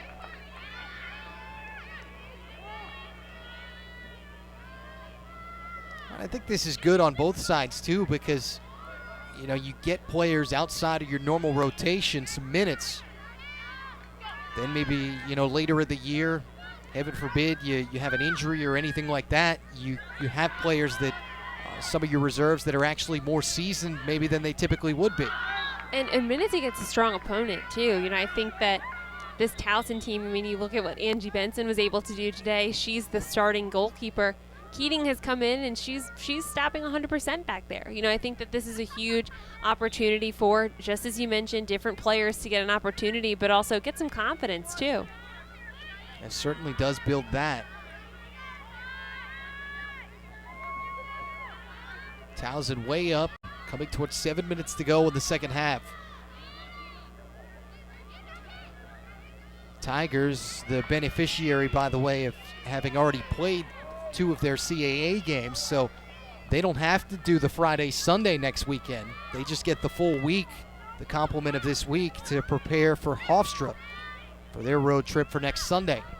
And that was always, when I was at Syracuse, glory days. We were in the Big East back then, but those weekends are tough. Those Friday, Sunday games are tough. On one hand, it does prepare you for the road ahead, the CAA tournament, the NCAA Final Four, but as a student athlete, you're in classes, you're getting out of midterms, you're heading right into finals, the latter half of your year, and you're exhausted. And you're exhausted, and you're traveling, and you're getting ready for those Friday, Sunday tilts. If they're away games, you're leaving Wednesday, you're leaving Thursday.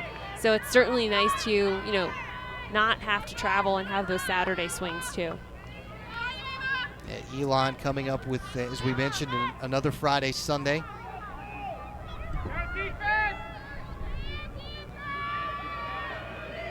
Delaware will be the back end of that one. And of course, the Blue Hens on air on Friday, part of the CAA game of the week. Heading to Williamsburg.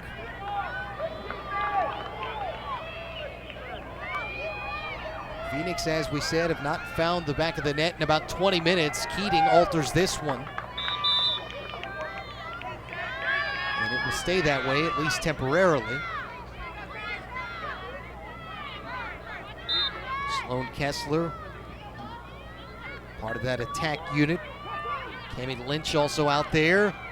This was Lynch. We got it deflected. Keating coming up with the save. And Keating doing a great job in there.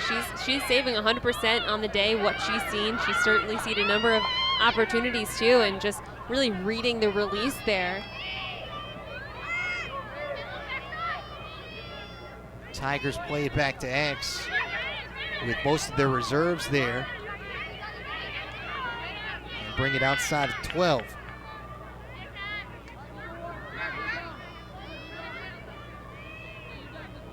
I mean, that's another nice luxury if you're Towson. You get rest for players that typically don't get it, especially at this point in the game.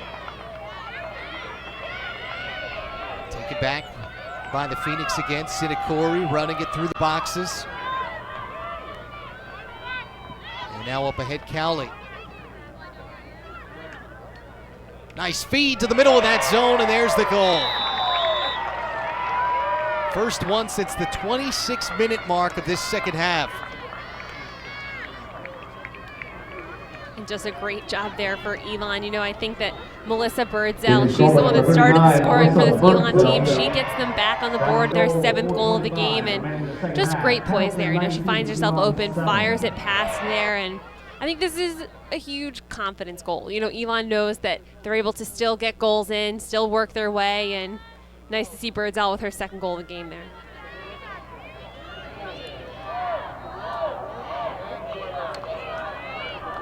Well, we wind it all the way back to 1:46 left in the first half. It was Natalie Solmonte's goal. They really ended up turning the tide. That was 2 goals in 21 seconds. Telekamp's score followed. Made it 9-5 Towson. That was our halftime score. Lana's only seen the board twice since. 10 of the 12 Towson goals since then. Draw control win. And Kira Oberle. Violation on Towson.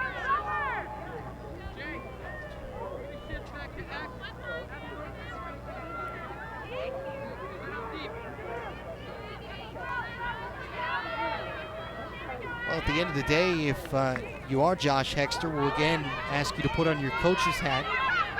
What do you say to your troops afterwards, Hallie? I think that this is just a tough stretch for Elon. They come out against JMU Towson, certainly not the showings they would have liked to have had against the tough opponents in their conference.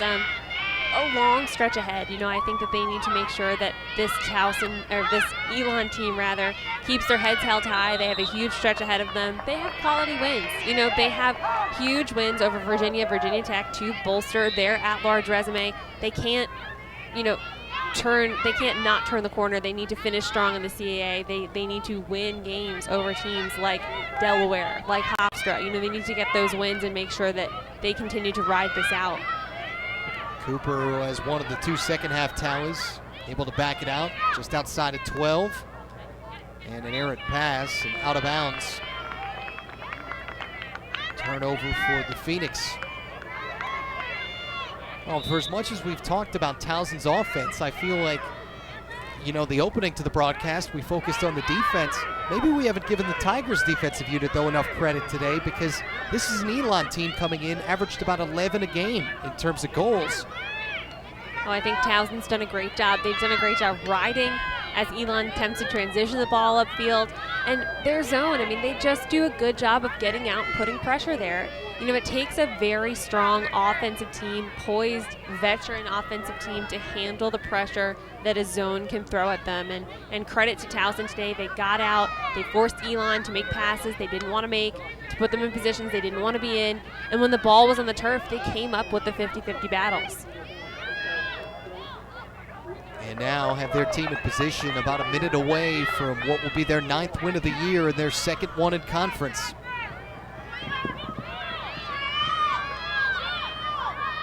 Under a minute to go here at United Stadium. Last gasp attempt for this Elon offense. And Keating ready to pull it off the turf.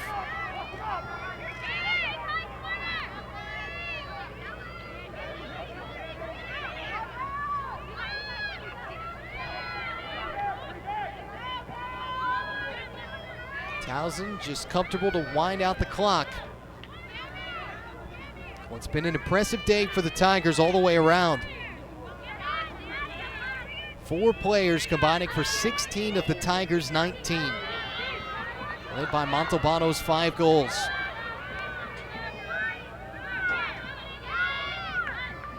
Eighth time this year that Towson did not relinquish a lead at the half, 8-0.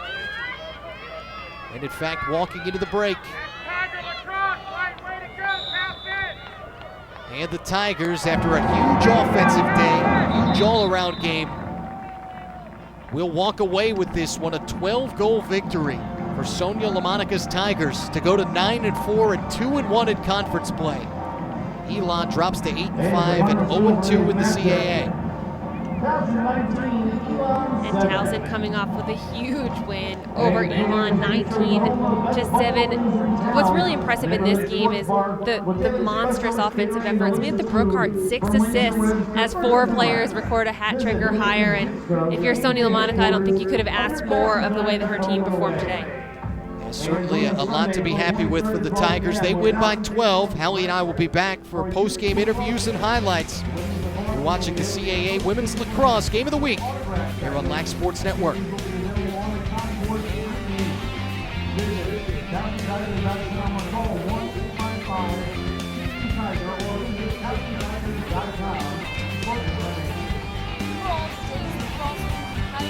sure to check out Lacrosse Now. From up-to-the-minute breaking news to interviews with the sport's top players and coaches. Catch it daily at 5 p.m. and 9 p.m. Eastern on Lac Sports Network. It's all access.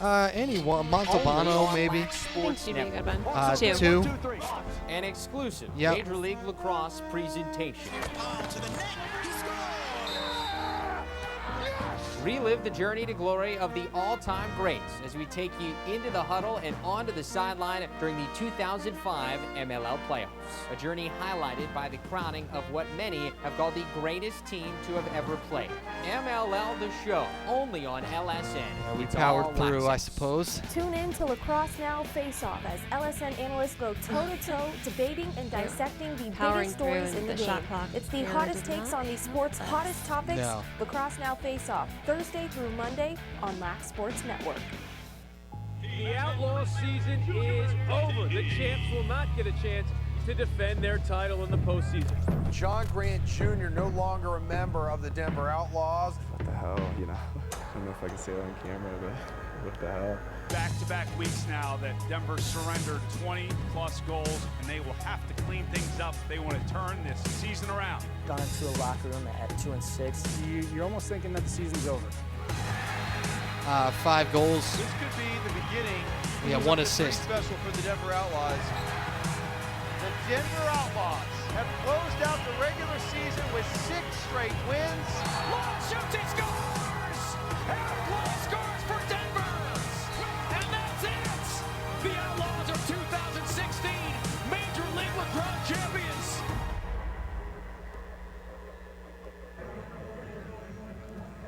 Back on our CAA Women's Lacrosse Game of the Week here on Lac Sports Network. Towson with a 12-goal rout of Elon. Big second half for the Tigers, capitalizing on their end of first half momentum. Matt Martucci, the former Syracuse standout, Hallie Quillinan, and now the head coach of the Towson Tigers, Sonia LaMonica. Coach, congratulations. Seemed like you really built on the momentum from the end of that first half.